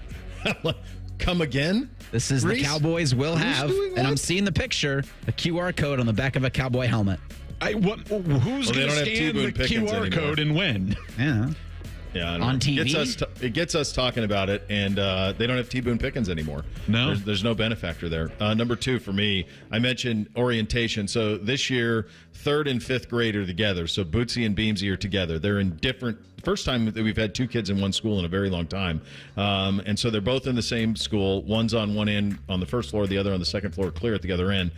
I got to tell you, we in doing the Bootsy orientation, it is a teacher that has had all 3 of the boys, and I got a little welled up Like with Bootsy White, like my last guy. Like, this is it. I've done this with all of them, and then he's the last one, and it hits you like a ton of bricks when all of a sudden you realize that, like, he's your last one who's going to go into the third grade. It's wild. J-Lo sent me this yesterday, and I was like, well, guess we're going back to COSI. So COSI is opening a new exhibit this fall, and it will focus on one of the most well-known dinosaurs. T-Rex, the ultimate predator, will be a new traveling exhibition for COSI that opens on November 2nd. So, hey, I don't know, when's that second bye for the Buckeyes? Maybe that fits into the schedule. Either way, I'm excited about that. I'm ready to go back to COSI. It was when we went to the Titanic one, the only other thing I wanted to see, and we looked around and looked at other things, but the only other thing I was like, oh, we got to see it. They got to have dinosaur stuff. They did. So now even more dinosaur stuff. The baby won't be here yet, but I am also jealous that babies and kids basically get a monopoly on clothing with dinosaurs on it. Yeah. I want to wear a shirt with a T-Rex on it. Guess where they got them? Disney. That's true. Second thing for me, a friend of the program, Zach Jackson of The Athletic, says the Browns are open to trading quarterback Dorian Thompson-Robinson. Yeah, because they need a left tackle. So yeah, that's going to net you something. Your fourth. Okay, what are you great. trading your third for? You're going to have to include That's great. A pick? Hey, we got an intern we could get rid of if we could get something great in return. So what? Whatever you do, get a left tackle, please. Bo, you're the GM, though, so you... Like, Huntley's the fourth quarterback. I bet they are. He's probably not even he's not going to make the roster. Squad? Like, what are we doing? What are we doing? Finally, number 3 for me tonight. First middle school game. We had our scrimmage last Thursday or Friday. That went really well for NBC. First middle school game tonight. Going to be nuts. I'm nervous. He's not at all. My wife's nervous, but going to be fun to see. And away we go onto the football season. Going to be crazy. Yesterday, I announced that J-Lo and I were having a baby due in February, so still have some time. Obviously, about 6 months here, but I don't know what I should do around the house in the meantime. So this is a piece of advice that I would actually solicit from people. Like, what are some things that you wish you did leading up to your first child, or that you did do that worked out really well? Because right now, my list is like child-proof the cabinets. And other than that, I don't know what else I can. And I just want to do something, because other than that, I'm just like rubbing J-Lo's back and saying, oh, are you feeling okay? That's nothing else I can do. Continue to do that and sleep. Those are the two things you need to do. Everything else will sort itself out. Rothman and Ice are up next from 12 to 3. DeVere Posey's in for AR. Pete Futek's going to join at 1:33 to remind all of you who's quarterbacking the other 14 schools in the Big Ten. Because there you go. I don't know if anybody could list them right now.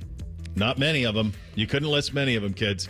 There you go. You have that to look forward to, which is nice. Thanks for listening, everybody. Bishop and Friends right here on The Fan. News, opinions, and insight all before breakfast. Rise and shine with Morning Juice. Weekdays starting at 6. The Fan, Ohio's sports destination.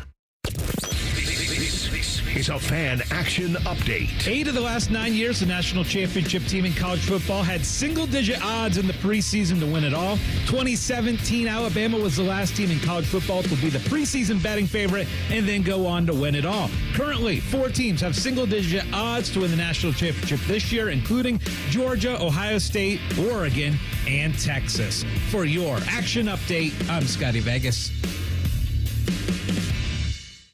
Coming this Labor Day weekend, Bob's biggest challenge yet. It's time to dare to compare. It's got action.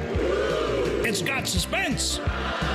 It's got beeps and boops and dings and whomps and more savings than you'll believe on living rooms, dining rooms, bedrooms, mattresses, and more. And best of all, you get to play too this Labor Day weekend. Now open in Reynoldsburg and coming soon to Polaris. See how much you can save this Labor Day weekend when you dare to compare at a Bob's near you. Common Man here for Jermaine Lexus of Dublin and Easton. Back to school time. Your kids probably have fancy friends. Isn't it about time you gave them a ride to be proud of? Actually, hell with the kids. Treat yourself to a new Lexus. Right now, it's the Golden Opportunity Sales Event with rates as low as 2.99% on ES, NX, and RX, as well as great lease payments. I've been a Jermaine customer for years, even before I started doing the commercials. If you're in the market, please stop in. Jermaine Lexus of Dublin and Easton. JermaineLexus.com. $5,000. That's the average amount of money people in the U.S. are now spending on gas in a year. $5,000. That's crazy. If you drive, you have to download Upside, the free app that gives you cash back every time you get gas. That's right. You can earn real cash back with Upside just by buying the gas you're already buying. You can literally start earning cash back today. I use Upside every time I fill up, and I've already made around $300. You're putting gas in your car anyway. Why not get real cash back? If you you like free money, download Upside. I'm saving the cash I earn from using Upside to help pay for a vacation later this year. Download the free Upside app now to earn cash back every time you buy gas. Use promo code MOVE to get an extra 25 cents per gallon on your first tank. You can cash out anytime right to your bank, PayPal, or a gift card for Amazon and other brands. Just download the free Upside app and use promo code MOVE for a 25 cents per gallon bonus on your first tank. That's code MOVE for a 25 cents per gallon bonus. Hey, it's Bobby Carpenter. Have you ever heard someone say that they just don't make or do things like they used to? While that may be true for many things, there is one company who strives to deliver the customer experience and quality product that we all reminisce about. And that company, well, it's Newman Roofing. You can read it time and time again in their reviews, how much they truly care about their customers and the roofs that they install. And I should know, they installed a roof for me and my family, and it was tremendous. Their sales team was fantastic, and the quality was phenomenal. They strive to leave the home as they found it. And some customers say they even leave it cleaner than it was before, and I can second that. Not only do they install a quality product that is going to protect your home and family for years to come, but they also walk away leaving you feeling confident that you hired the right company. Whether you need a roof repair or replaced, call the company that families have been trusting for 32 years, and that company is Newman Roofing. 614-NEW-ROOF,